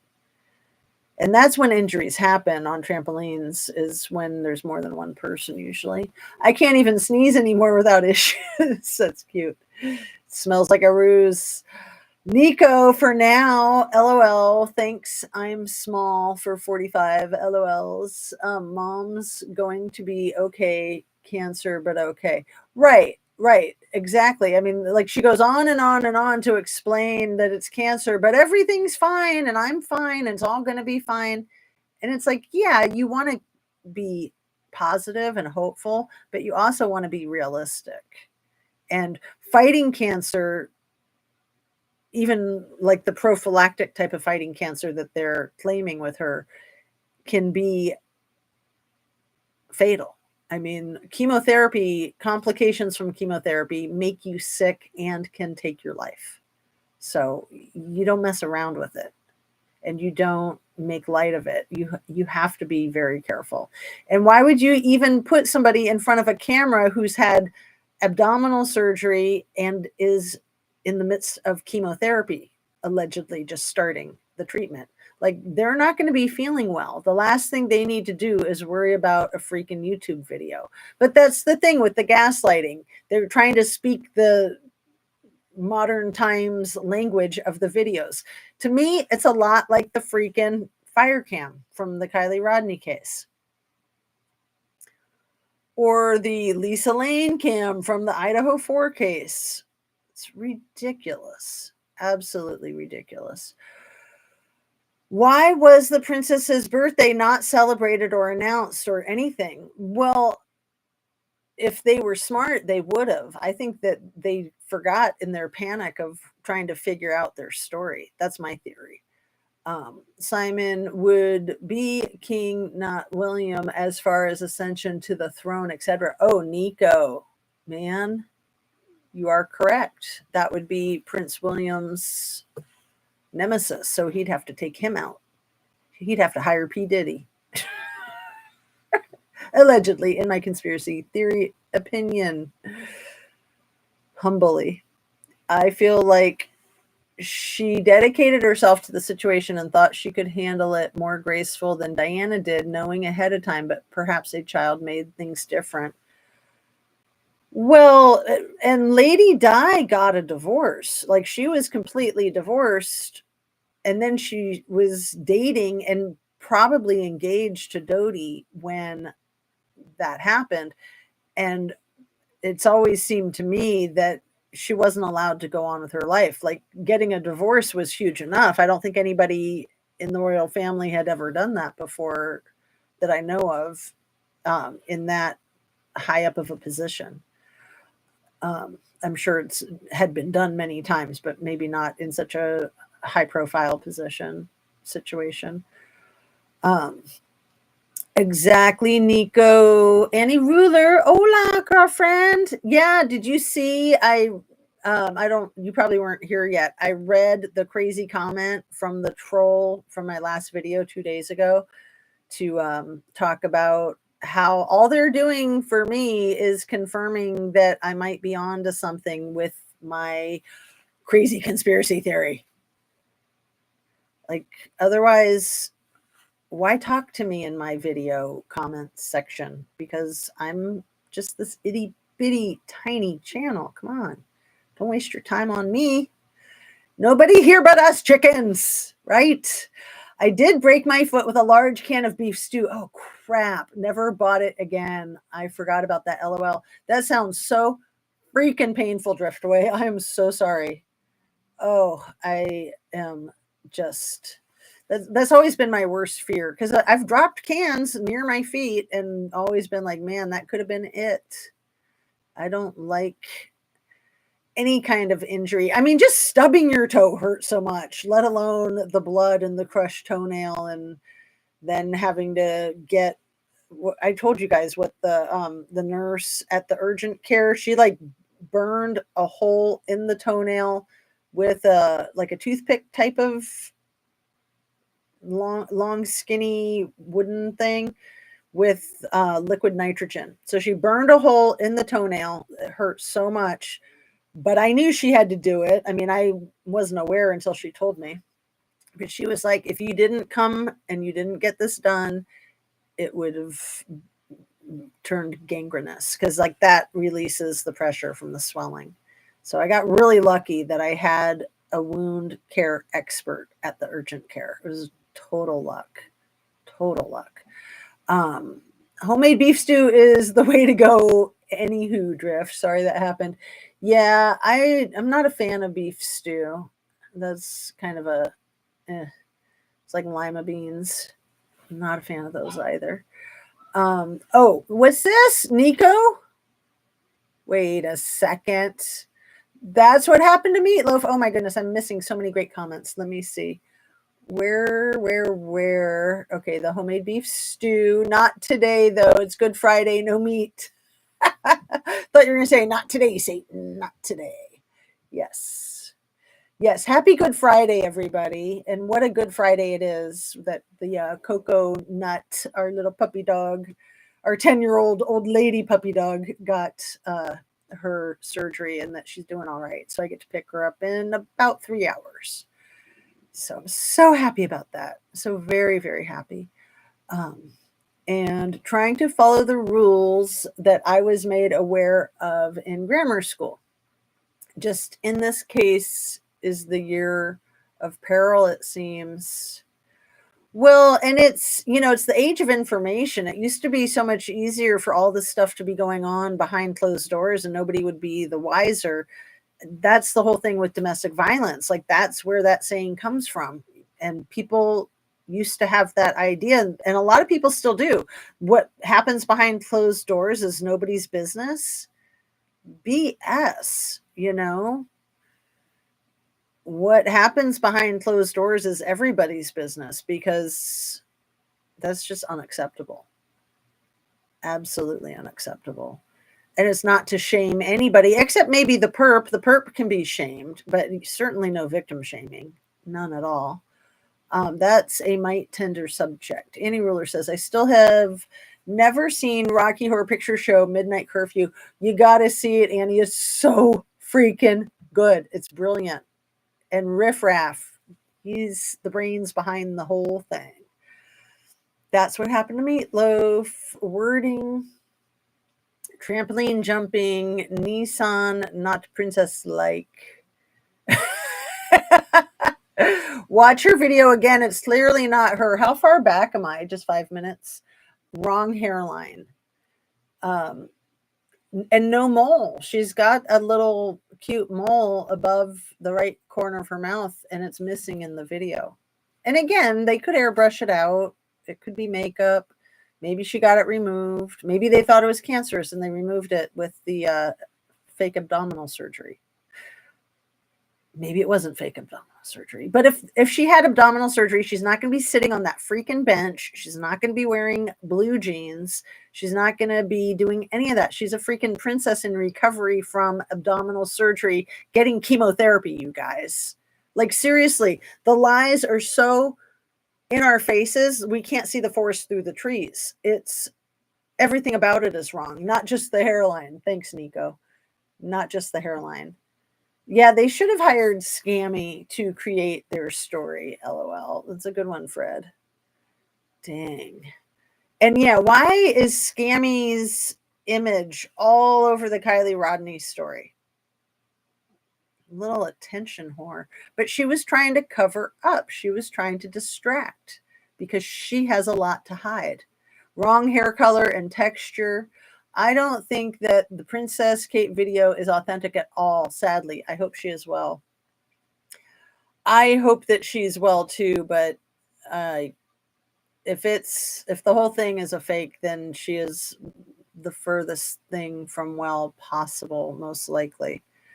I mean, it would be nice if she comes out of this intact, but I can't imagine that going on if it's what it looks like it could be. Wrong face shape and size. Well, see, that's my theory why they have her hair like glued to her cheek like that. I mean, it's weird. Like, her hair is so long and flowing, and yeah, it's like glued to her cheek, like it never moves. And it's like way weirder than that. I mean, I know my hair is weird too, and I'm not trying to pick on anybody for having a bad hair day. Her hair looks gorgeous. Her hair is all done as if she was like wearing a fancy ballroom gown, but then part of it is like glued to her cheek. Like, is it even her cheek? Are they trying to hide that the face is too wide? Is it her cheek and maybe things happened to her cheek, like what happened to Gabby Petito? It's no shame on Gabby Petito that she was beaten to death by that disgusting scumbag. That says nothing about cute Gabby's intelligent princess-like being. Gabby Petito was awesome. There's no shame in being the victim. She was doing her best to try to deal with the situation like a grown-up. And unfortunately, it went down the way it went down. Really, really sad. And yeah, I think Gabby Petito might be a perfect example of what Kate Middleton is dealing with. Might be. I'm not saying it is. I'm saying that it could potentially be. Princess Kate video authentic at all? Sadly, I hope she is well. And then, you know, P. Diddy and what he did to Cassie, the ex-girlfriend that sued him. And then what happened with Kim Porter, who passed away in her own home when she was 48 years old from pneumonia, right? I remember watching a special on Kim Porter a long time ago, you guys. Now I got to watch it again. So let me get caught up with you guys. Maybe I'll read to you some of the information that I found on the internet about P. Diddy, but I don't know. I mean, you guys have probably seen a ton of that yourselves. Spinning, oh no.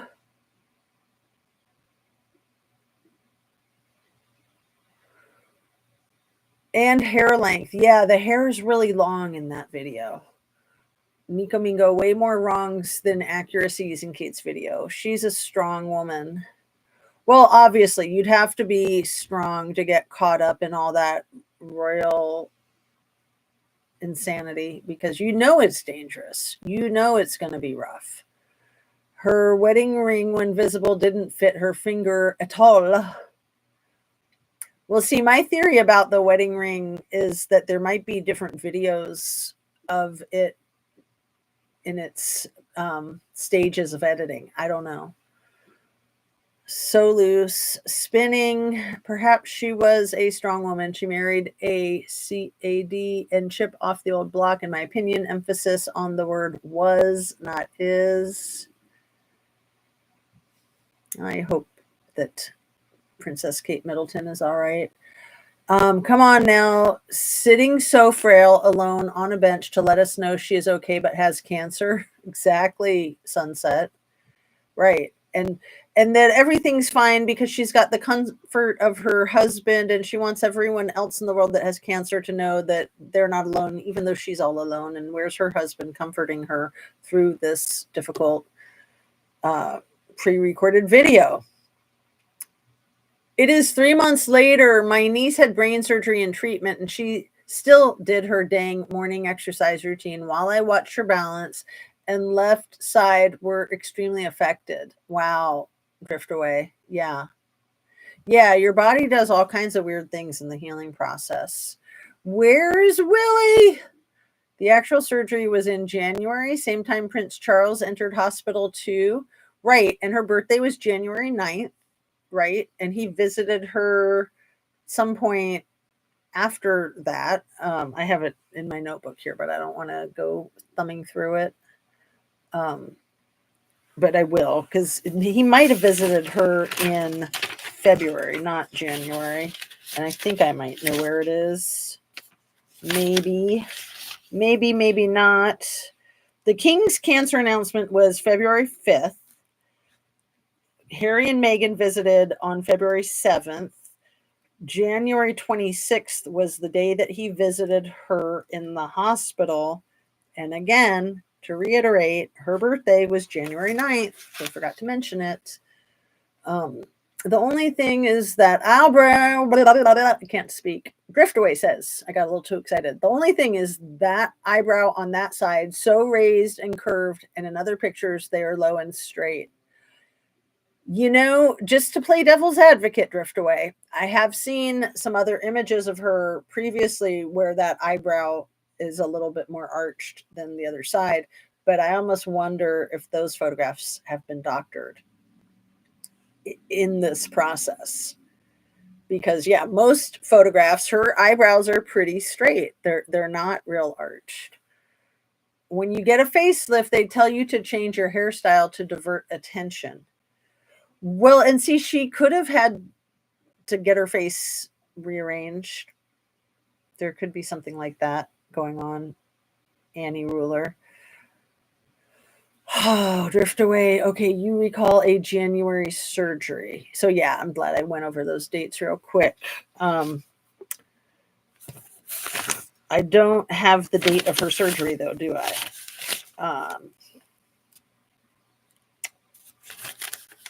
Let me see.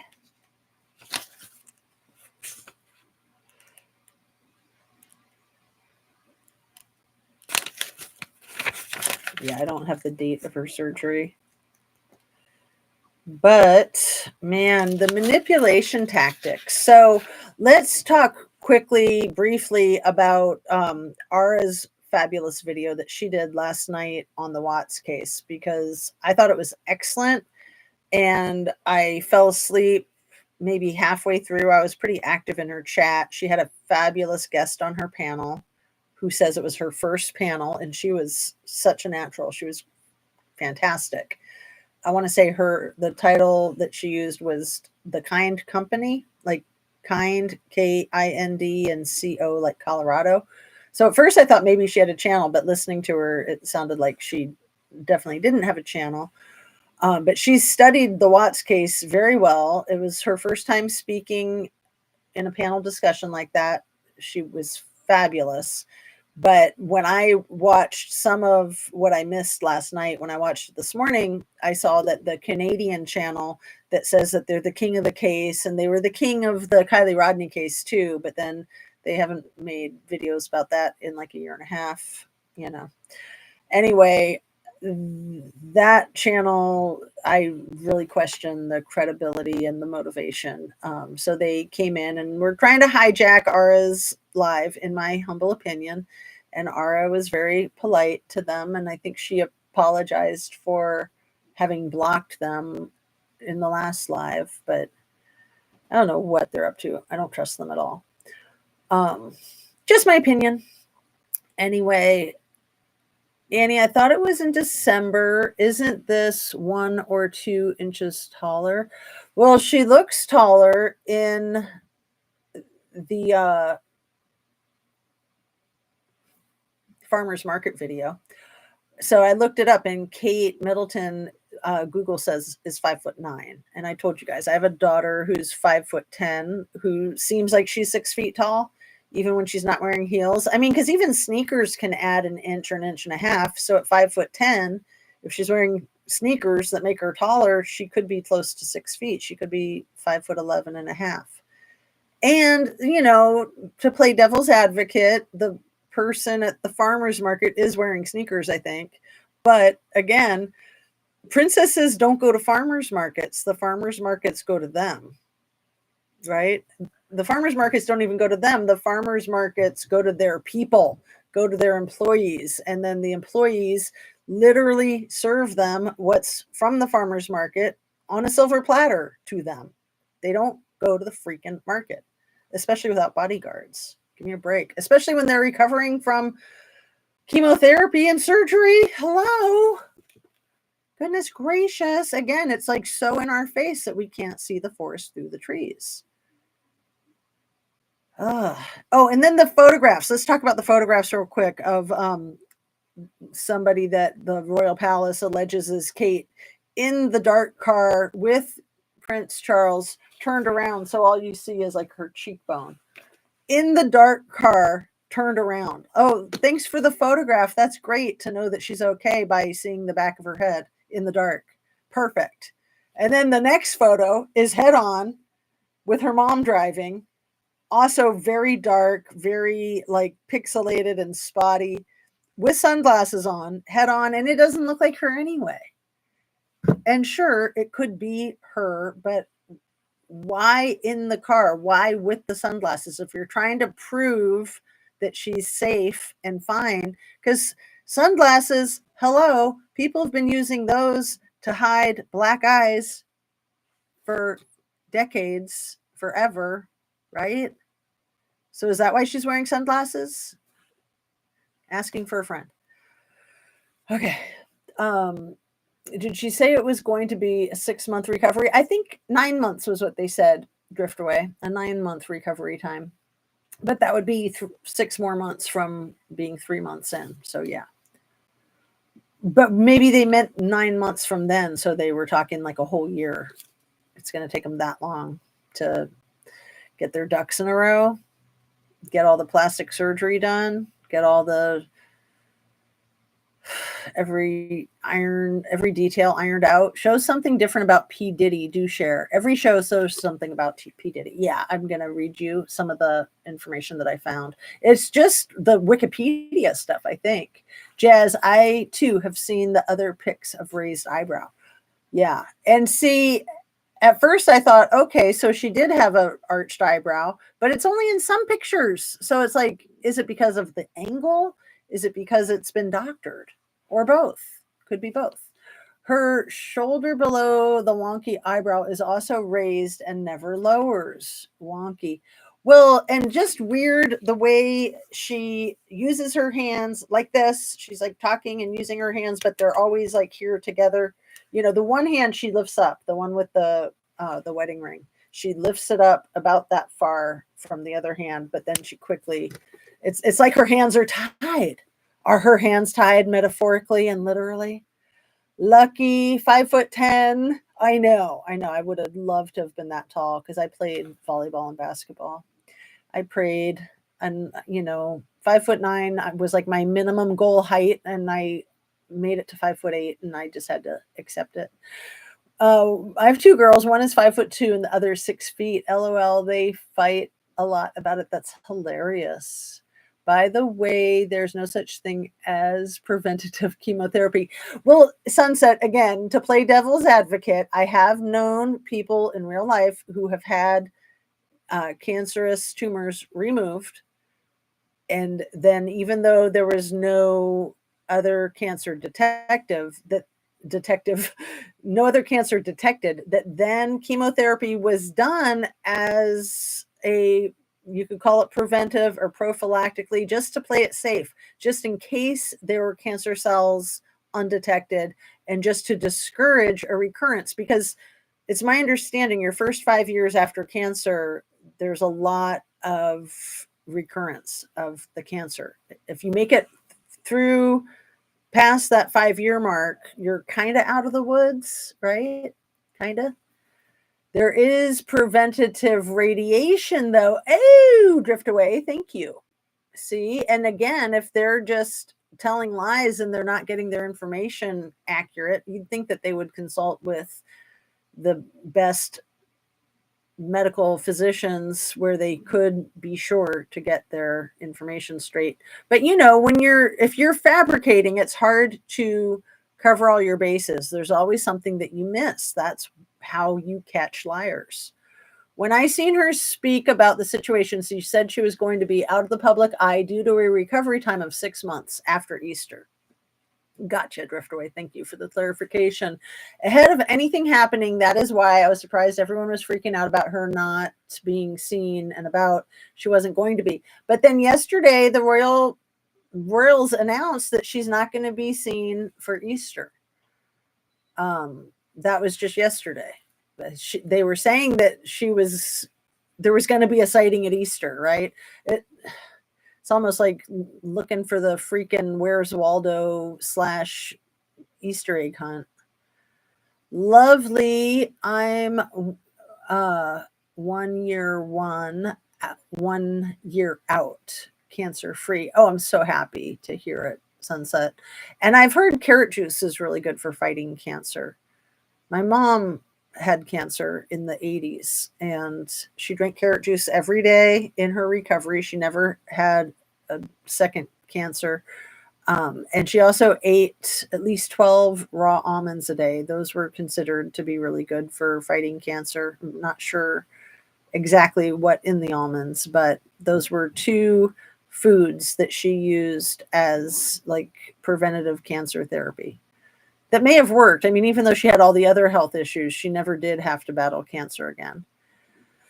And congrats on your 1 year out, Driftaway says to Sunset. Yay. No, but I had cancer removed, Drift, not chemo, thankfully. But my mother had battled many bouts of cancer, chemo, laser, yeah, and radiation. Oh, I'm so sorry. That's so hard. So I want to get this Diddy info from Wikipedia that I wanted to share. Let's see.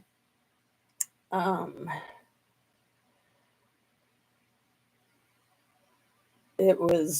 read so much last night on him, and I was glad that I did because it's a freaking dumpster fire. It's very hard to keep up with. But like I said, it had been brewing forever and ever, kind of since his career started. Let's see. Here we go. Sean Love Combs, born Sean John Combs, November 4th, 1969, also known by his stage name Puff Daddy, P. Diddy, or Diddy, is an American rapper, record producer, and record executive. Born in Harlem and raised in Mount Vernon, New York, Combs worked as a talent director at Uptown Records before founding his own label, Bad Boy Records, in 1993. Combs has been credited with the discovery and cultivation of artists such as the Notorious Big, Mary J. Blige, and Usher. I also want to add that even though he dropped out of Howard University, he did a commencement speech like 12 years, I think, after he dropped out. And then they gave him an honorary doctorate degree. So really, he would be Dr. Diddy. Ugh. Yeah. So he's 54 years old, November 4th, 69. Um, he's a rapper, a songwriter, a record producer, an entrepreneur, a record executive, actor, television producer. They didn't say clothes designer, perfume maker, cologne inventor, um, rug dealer, trafficker. They left all that out. Okay, so years active from 1990 until present, but yeah, probably not anymore. I really doubt it. We'll see. Works in discography, filmography, production. Partner Kimberly Porter from 1994 to 2007. So Kimberly Porter and him were together for 13 years. She fathered 4 of his children. He has 7 kids that he lays claim to. There's a list of numerous awards. We know that. His East Coast hip hop R&B genre labels Love, Motown, Epic, Interscope, Atlantic, Bad Boy, BMG, Universal, Arista, Uptown. Member of the Hitmen. Oh, how cute is that? Formerly of Diddy Dirty Money. Oh, cute. Dirty Money. I love Dirty Money. Not. Okay. Here we go. I'm just going to read as much as I can. And what else? I absolutely love carrots and sweet potatoes. Ooh, good. Yeah. It's very hard to witness a loved one. Probably avocados, I bet, are really good too. I keep a close eye on her. She's doing kickboxing and hasn't smoked butts in over 10 years. She's amazing. That is so freaking amazing, Sunset. I'm so happy to hear that. Yeah, kickboxing is amazing. I was doing kickboxing pre-COVID, and I was doing a lot of yoga and kickboxing, but I got way more into the kickboxing. I was kind of running with that before they both came to a screeching halt. She had cancer in her uterus when she was pregnant with me in utero. I'm a miracle baby. Wow, amazing. Arrived 3 months ahead of time. Television Eyes had a message deleted. Thank you, Sunset Salty Sage. Thank you, Sunset Salty Sage. Should I block them? Or I'll give you a warning, Television Eyes. You will be blocked if you do it again. I seen it too, Sunset, but gone now. Oh, I'm curious if you guys want to share, but we can talk about it later. Okay, I was going to read you this. As a recording artist, Combs gained mainstream recognition as Notorious Big's label boss and manager, released in the wake and memory of his unsolved murder, Notorious Big and Tupac. It seems like he's heavily involved with both of those. Combs' debut studio album, No Way Out, 1997, was met with critical acclaim, peaked atop the Billboard 200, and received septuple platinum certification by Recording Industry Association of America. Its 2 preceding singles, Can't Nobody Hold Me Down and I'll Be Missing You, both peaked the Billboard Hot 100. The latter became the first hip-hop song to debut atop the chart.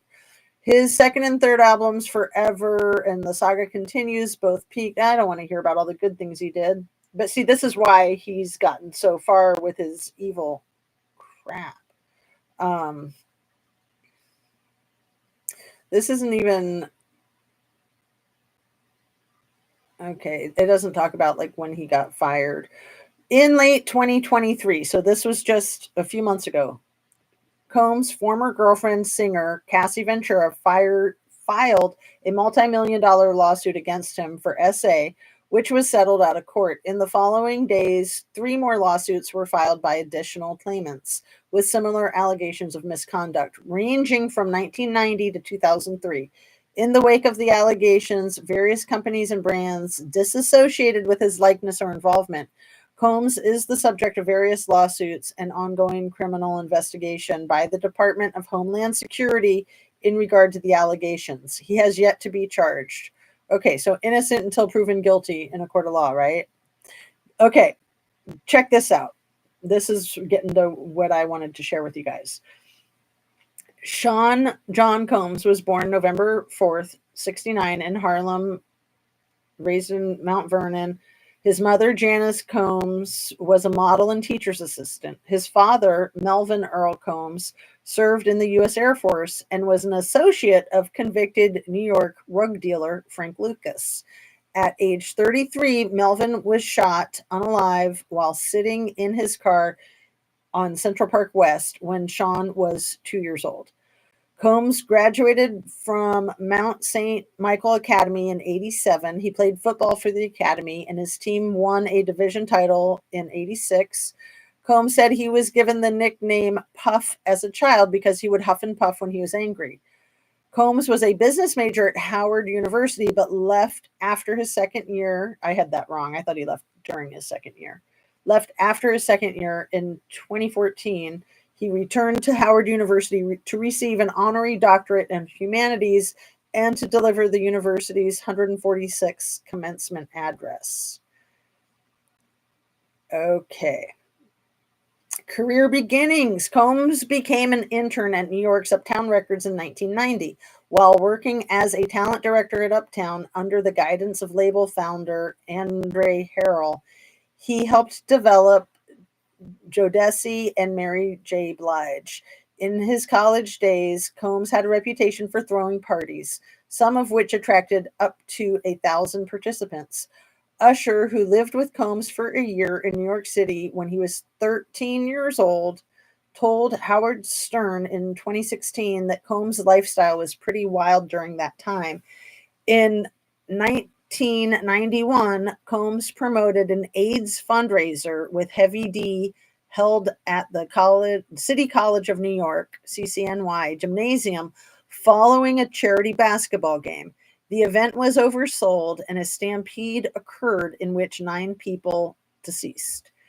Shortly after being fired from Uptown in 93, so 2 years later, Combs established his own label, Bad Boy Records, which entered a joint venture deal with Arista Records. Combs brought Uptown signee Christopher Wallace, better known as Notorious Big, along with him to the newly established label. Both Wallace and Craig Mack began recording for label and yielded mainstream recognition, leading to the former's debut album and the label's first project, Ready to Die. Combs signed more acts to Bad Boy, including Carl Thomas, Faith Evans, 112 Total, and Father MC.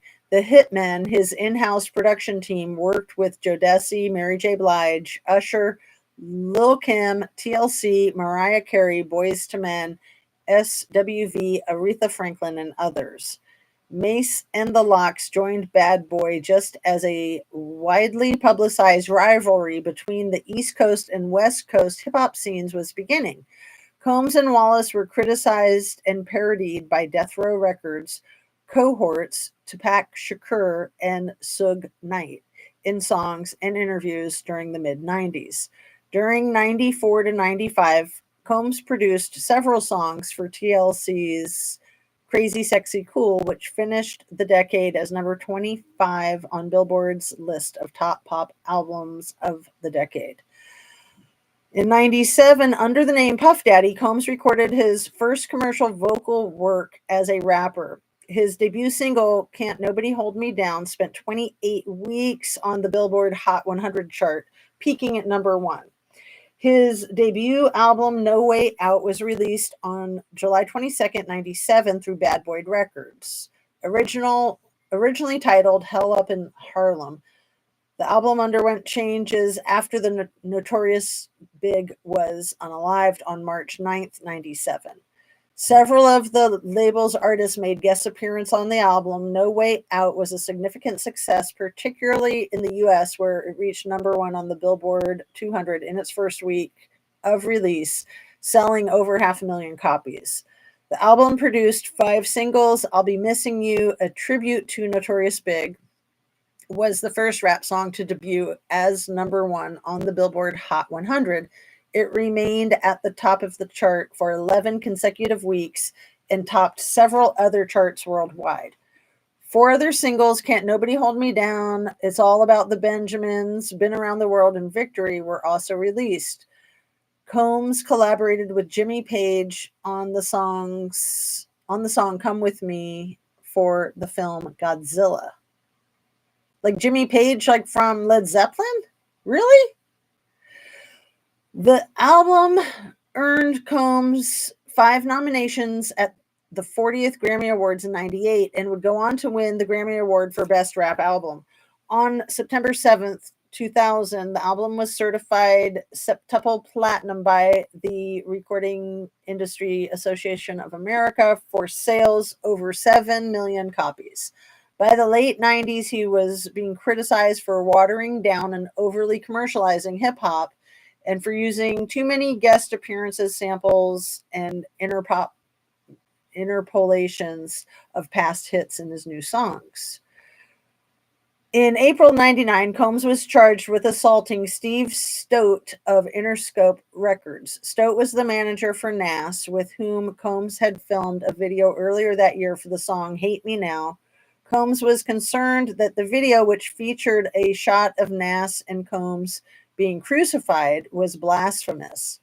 He asked for his scenes on the cross to be pulled, but after the video aired unedited on MTV on April 15th, Combs visited Stoute's offices and injured Stoute. Forever, Combs' second solo studio album, was released by Bad Boys Records on August 24th, 99 in North America, and in the UK the following day. It reached number 2 on the Billboard 200 and number 1 on the top R&B. So as I'm reading that, I'm putting that into the context of was it the summer of 97 when Princess Di was I was going to say assassinated, when she had her accident, the car accident. I think that was the summer of 97. So 2 years later, this is going on with his music. And, you know, her boys are small, so they're going to be very impressionable with P. Diddy wanting to hang out with them as they get older. Okay. Before being ousted the following week by Mary J. Blige's 4th album, Mary album. I say that word funny, I know. I wasn't going to bring attention to it, but there I just did. It received positive to mixed reviews from the music critics and spawned 3 singles that have charted on the Billboard charts. It peaked at number 4 on the Canadian chart, Combs' highest charting in that country. P. Diddy, the saga continues. He changed his name from Puff Daddy to P. Diddy in 2001. The gospel Thank You, which had been completed just before the beginning of the weapons trial, was due to be released in March that year, but remains unreleased as of 2023. He appeared as a rug dealer in the film Made and starred with Halle Berry and Heath Ledger and Billy Bob Thornton in Monsters Ball, both in 2001. Combs began working with a series of atypical for him artists. For a short period of time, he was the manager of Kelis. They have a collaboration titled Let's Get Ill. He was an opening act for NSYNC on their spring 2002 celebrity tour. He signed California-based pop girl group Dream to his record label. Combs was a producer of the soundtrack for the film Training Day. I remember Training Day was huge in 2001 with Denzel Washington, about a very, very corrupt law enforcement officer. So he did the soundtrack for that, and that was huge. Denzel Washington was like at the peak of his career.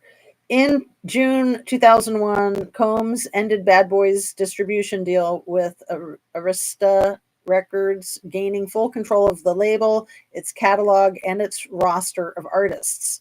Okay, we're talking major heavy hitter, Rainmaker. The saga continues, released on July 10th in North America, and was the last studio album released by the joint venture. It reached number 2 on the Billboard 200 and top R&B hip hop charts. and was eventually certified platinum. It is the only studio recording under the P. Diddy name and the first by Sean Combs not to feature any guest appearances by Jay-Z or Lil' Kim. So a lot of people are saying Jay-Z is next. Combs was executive producer of the reality show Making the Band, and he also just had a reality show nipped in the bud, just like right now, which appeared on MTV from 02 to 09. The show involves interviewing candidates and creating musical acts that would then enter the music business. Acts who got their start this way include Da Band, Danity Kane, Day 26, Donnie Klang. In 03, Combs ran in the New York City Marathon, raising more than $2 million for the educational system of the city of New York. Well, that's cool, but isn't that like just small change for him? $2 million. On March 10th, 04, he appeared on the Oprah Winfrey Show, which, you know, she's kind of had a downfall, to put it lightly, with the Maui massacre, in my humble opinion. He appeared on Oprah's show to discuss the marathon, which he finished in 4 hours and 18 minutes. In 04, Combs headed the campaign Vote or Die for 2004 presidential election. On February 4th, he performed at the Super Bowl. He announced August 16th, 05, on the Today Show that he was altering his stage name again, and he would just be calling himself Diddy. Combs said fans did not know how to address him, which led to confusions. Combs starred in 2005 film Carlito's Way, Rise to Power. He played Walter Lee Younger in the 2004 Broadway rival, A Raisin in the Sun. Oh, that's a good story. A Raisin in the Sun. That was Sidney Poitier's baby, I think, for movies, right? Or was that for a play and then a movie? The television adaptation that aired in February 08. In 05, Combs sold half of his record company to the Warner Music Group. He hosted 05 MTV Video Music Awards and was named one of the 100 most influential people of 2005 by Time Magazine. He was mentioned in the country song Play Something Country by Brooks and Dunn. The lyrics say he didn't come to hear P. Diddy, which is rhymed with something thumping from the city. In 06, Combs refused to release rapper Mase from his contractual obligations with Bad Boys to allow him to join the group G Unit. 50 Cent recorded a diss song, Hip Hop. The lyrics imply that Combs knew the identity of the Notorious Big's Red Rummer. The two later resolved the feud. Money, right? Combs released his first album in 4 years, Press Play, on October 17th, 06, on Bad Boy Records label, featuring guest appearances by many popular artists. Debuted at #1 on the U.S. Billboard 200 chart. I'm going to keep reading. I'm sorry that I'm missing so many of your comments. I will try to get back to them, but I'm going to keep reading until I run out of steam. Oh my gosh, we're over 2 hours. Let's see if I can hit my record. 2.5 hours, right? Okay, let's see. I'm joking. I don't want to do that. I don't care. With sales over 173,000, its singles Come to Me, Last Night both reached the top 10 Billboard Hot 100. It became available to preview on MTV The Leak on October 10th, 06, a week before being sold in stores. Press Play received mixed to positive reviews from critics, certified gold. September 18th, 07, Combs teamed up with 50 Cent and Jay-Z for the Forbes I Get Money $1 billion remix. In 08, Combs' representative denied rumors of another name change. Combs ventured into reality television in August 08 with the premiere of his VH1 series, I Want to Work for Diddy. He appeared credited under his real name in 2 episodes of season 7 of CSI Miami, Presumed Guilty, and Sink or Swim, in the role of lawyer Derek Powell. Combs created a rap supergroup in 2010 known as the Dream Team. The Dream consists of Combs. Wait, didn't he have Johnny Cochran represent him at some point? Hold on. The Dream consists of Combs, Rick Ross, DJ Khaled, Fat Joe, Busta Rhymes, Red Cafe, and Fabulous. Combs made an appearance at comedian Chris Gethardt's live show in January 2010 at the Upright Citizens Brigade Theater in New York City. In June 2010, Combs played a role credited as Sean Combs in the comedy film Get Him to the Greek as Sergio Roma, a record company executive. An Entourage series representative announced that Combs would guest star on an episode during the 2010 season. Recruiting singers Dawn Richard and Kalena Harper, sorry if I said her name right or wrong, Kalena Harper, Combs formed the female duo Diddy Dirty Money in 2009. The album's first, Last Train to Paris, was released on December 13th, 2010. The release was preceded by 4 singles: Angel, Hello, Good Morning, Love You No More, Coming Home, which experienced mixed successes on Billboard Hot 100. Coming Home was the most successful of the songs, peaking at number 11 on the US Hot 100, number 4 in the UK, and number 7 in Canada. Combs produced the group and often performed with them. On March 10th, 2011, Diddy and Dirty Money performing Coming Home live on American Idol. So April 18th, 2011, Combs appeared in season 1 of Hawaii Five-0, guest starring as an undercover New York Police Department detective. In November of 2012, Combs appeared in an episode of the 8th season of the American sitcom It's Always Sunny in Philadelphia. February 26th, Combs premiered Big Homie, featured Rick Ross. Don't you like the way they left all the J-Lo drama out of this? Let's see. And French Montana, the first single from his mixtape, Money Making Mitch, which was originally scheduled to be released that year. The song was released for digital download on March 24th. I am running out of breath, so let me try to see if I can wrap this up. Let's see how far I am from the end, if there is an end. There is an end. I'm not that far from it, so maybe I'll see if I can get there. Let's see. The song was released for download on March 24th. 2 days later, the trailer for the music video was released. The full version of the music video was released March 31st. Combs used his former stage name Puff Daddy for that album. MMM was released as a free mixtape of 12 tracks on November 4th, 2015. In July 2014, Combs and Israeli record producer Guy Gerber released the collaborative album 1111 as a free download. On June 29th, 2015, Combs released the single Finna Get Loose, which featured vocals and productions by Pharrell Williams. July 2015, Bad Boy Entertainment signee Gazelle told the press that she was collaborating with Combs on the ultimately canceled No Way Out 2, a sequel to his 97 debut. She describes the music as unique. The mindset is to just be classic and to be epic.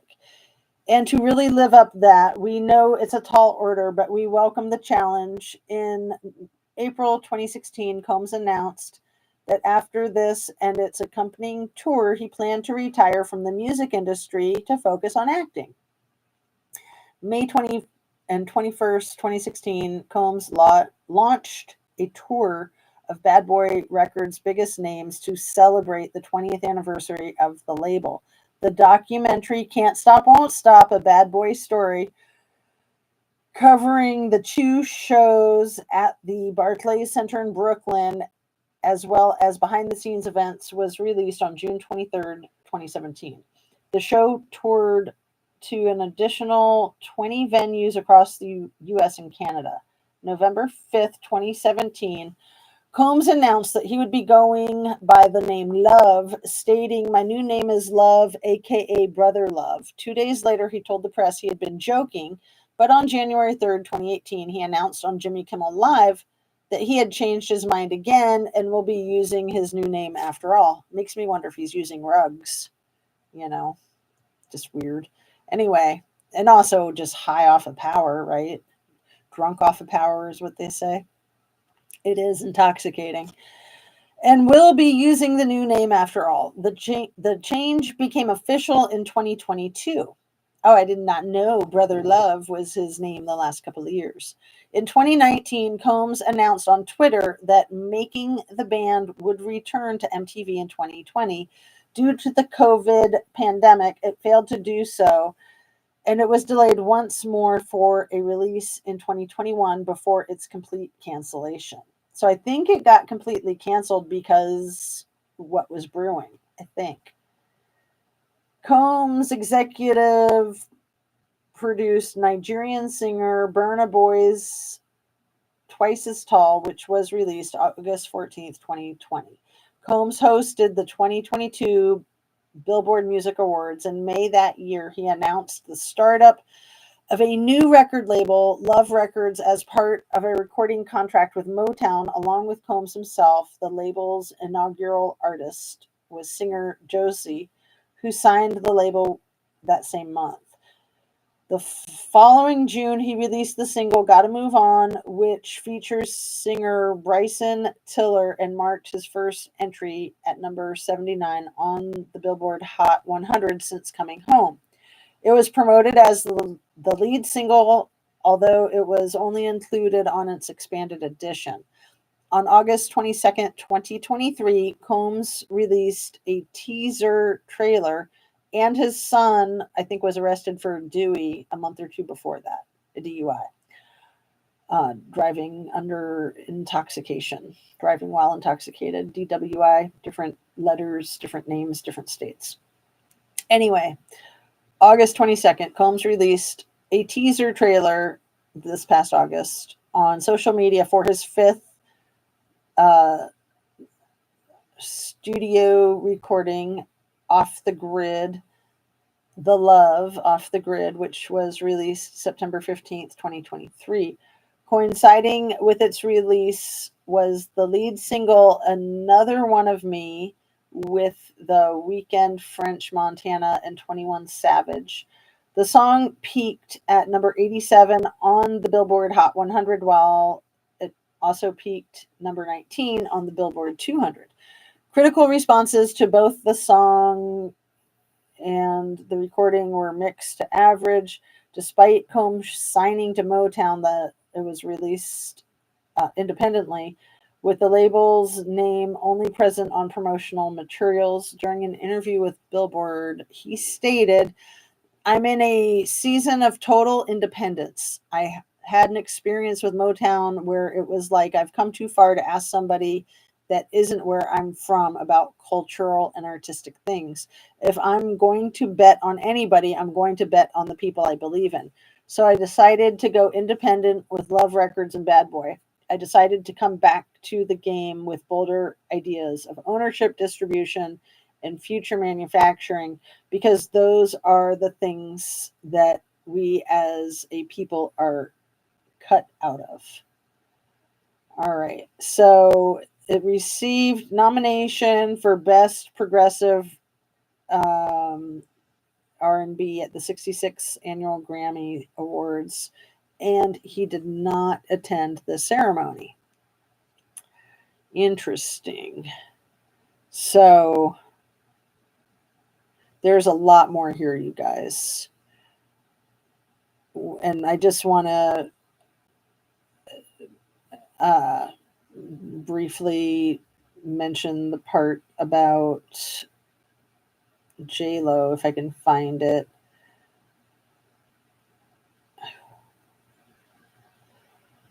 You know, he did some good things. He pledged $1 million to help support victims of Hurricane Katrina in 2005. That honorary doctorate really gets me. And let's see.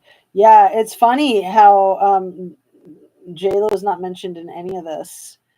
And I could swear she was mentioned in this stuff yesterday. Maybe her people scrubbed it overnight. Actually, wouldn't be surprising, would it, with what's going on?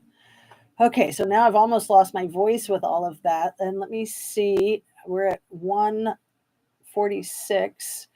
How far back did I? Okay, right there. 118.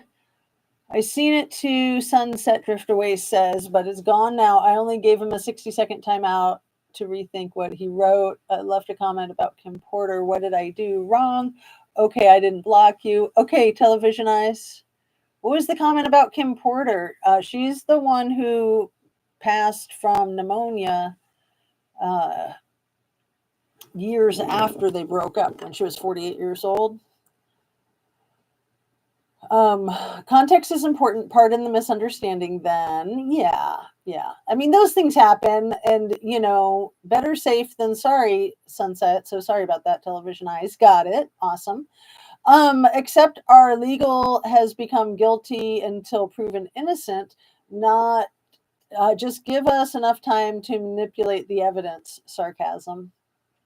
Right. I get caught up in it too, like with all this stuff. But like we keep saying, the feds, Homeland Security doesn't do raids unless they've got a lot, a solid leg to stand on. They never lose their cases. So if they're going to start a case, they're going to end a case. They're going to come out on top. And let's see, I loved all their music. So much money he has made off so many artists. Right. So even when he's donating $1 million to this or raising $2 million for that, that's chump change for somebody like him who is a mogul, a music industry mogul. August 97, I think, was Princess Di. I think you're right. Yeah. Drift Away, thank you. And let me just look up real quick the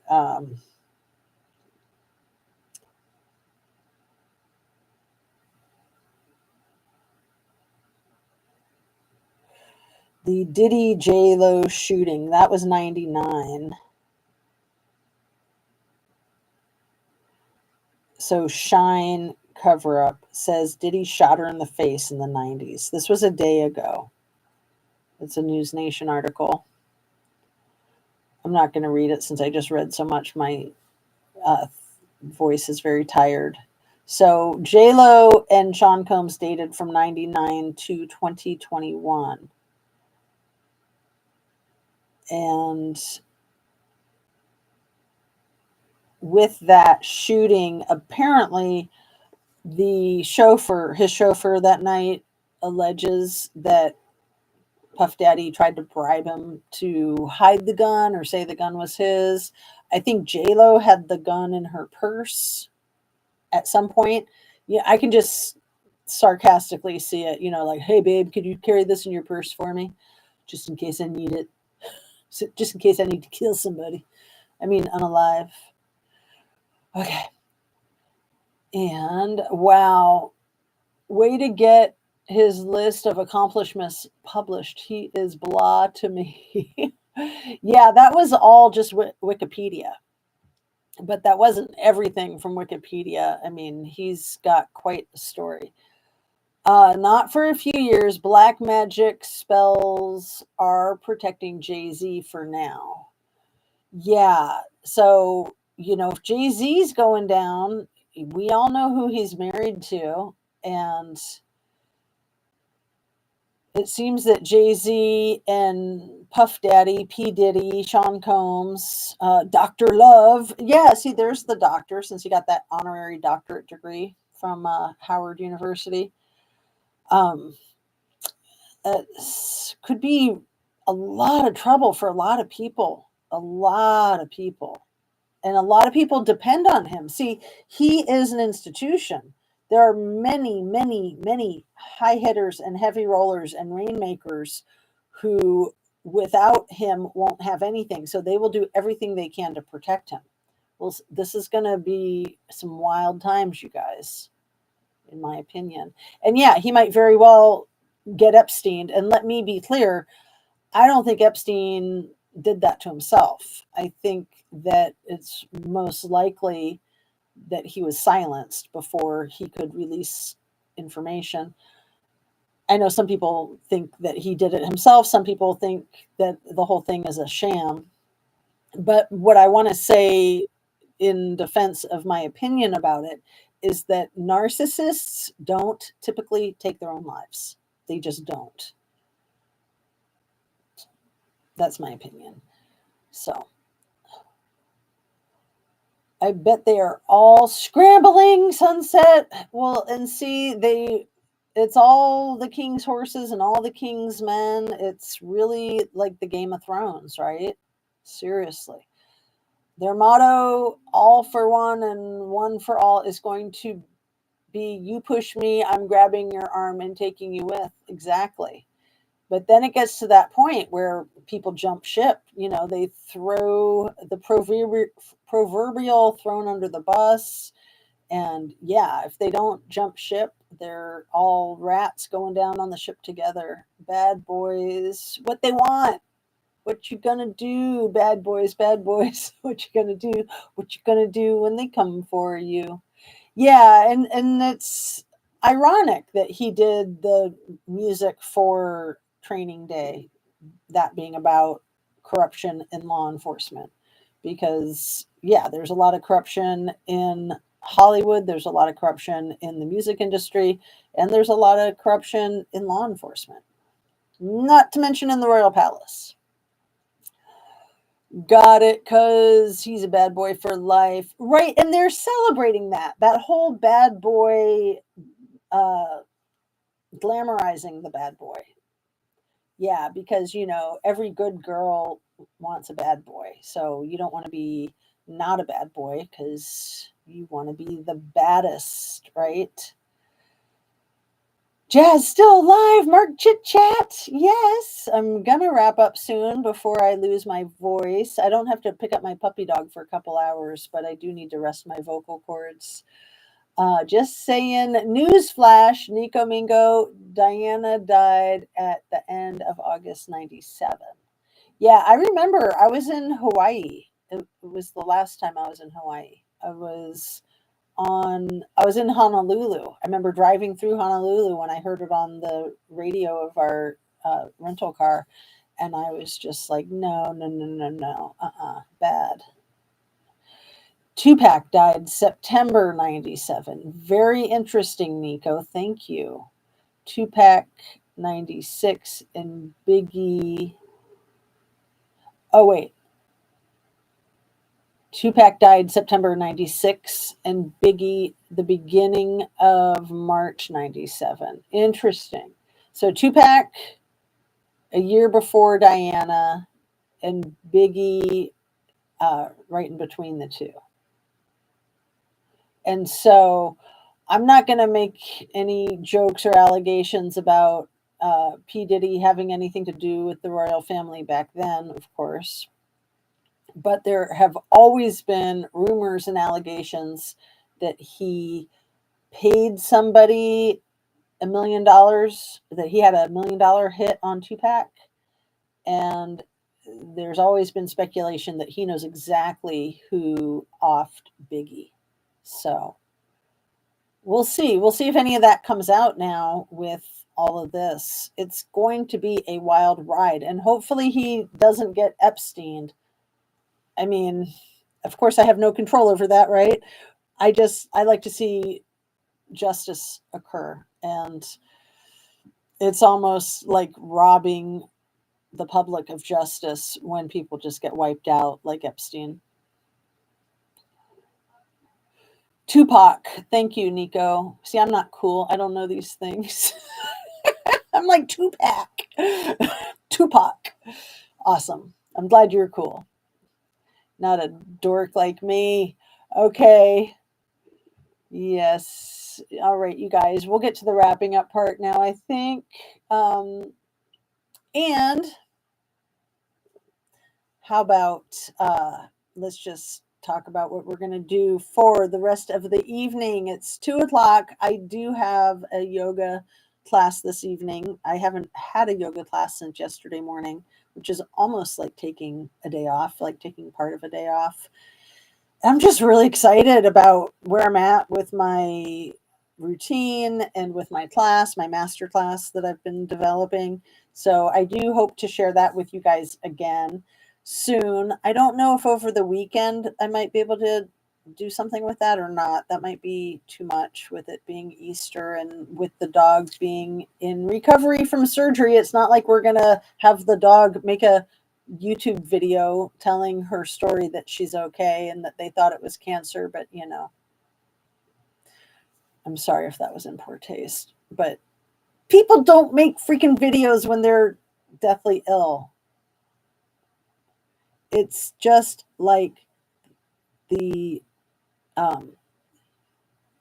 fire cam footage from Kylie Rodney. It's just like the Linda Lane footage, in my opinion. And you can speculate until the cows come home, and you can read into it this and that and the other, and you can say maybe it's straightforward, maybe it's not. There's all these people that are going to say, yes, it's straightforward, you idiots, you conspiracy theory fools.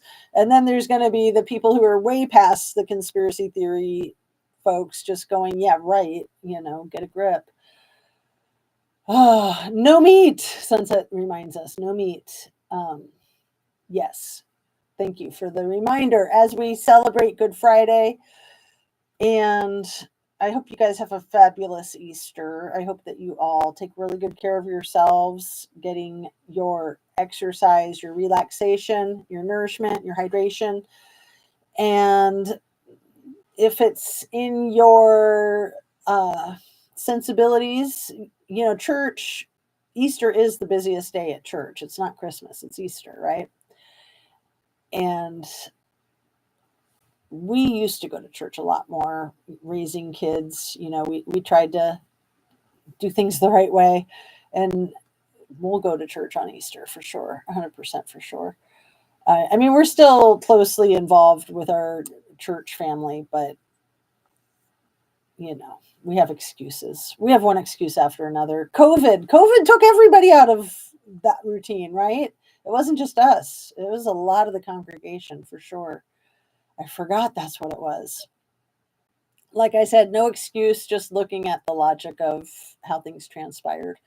Anyway, sending you light and love. Thanks again for watching. If you're still here 2.5 hours in, I might be missing my breaking my record by wrapping up now, because I can't remember if it's 2 hours and 22 minutes is my longest, or if that's my second longest, if I have one that's actually 2.5 hours.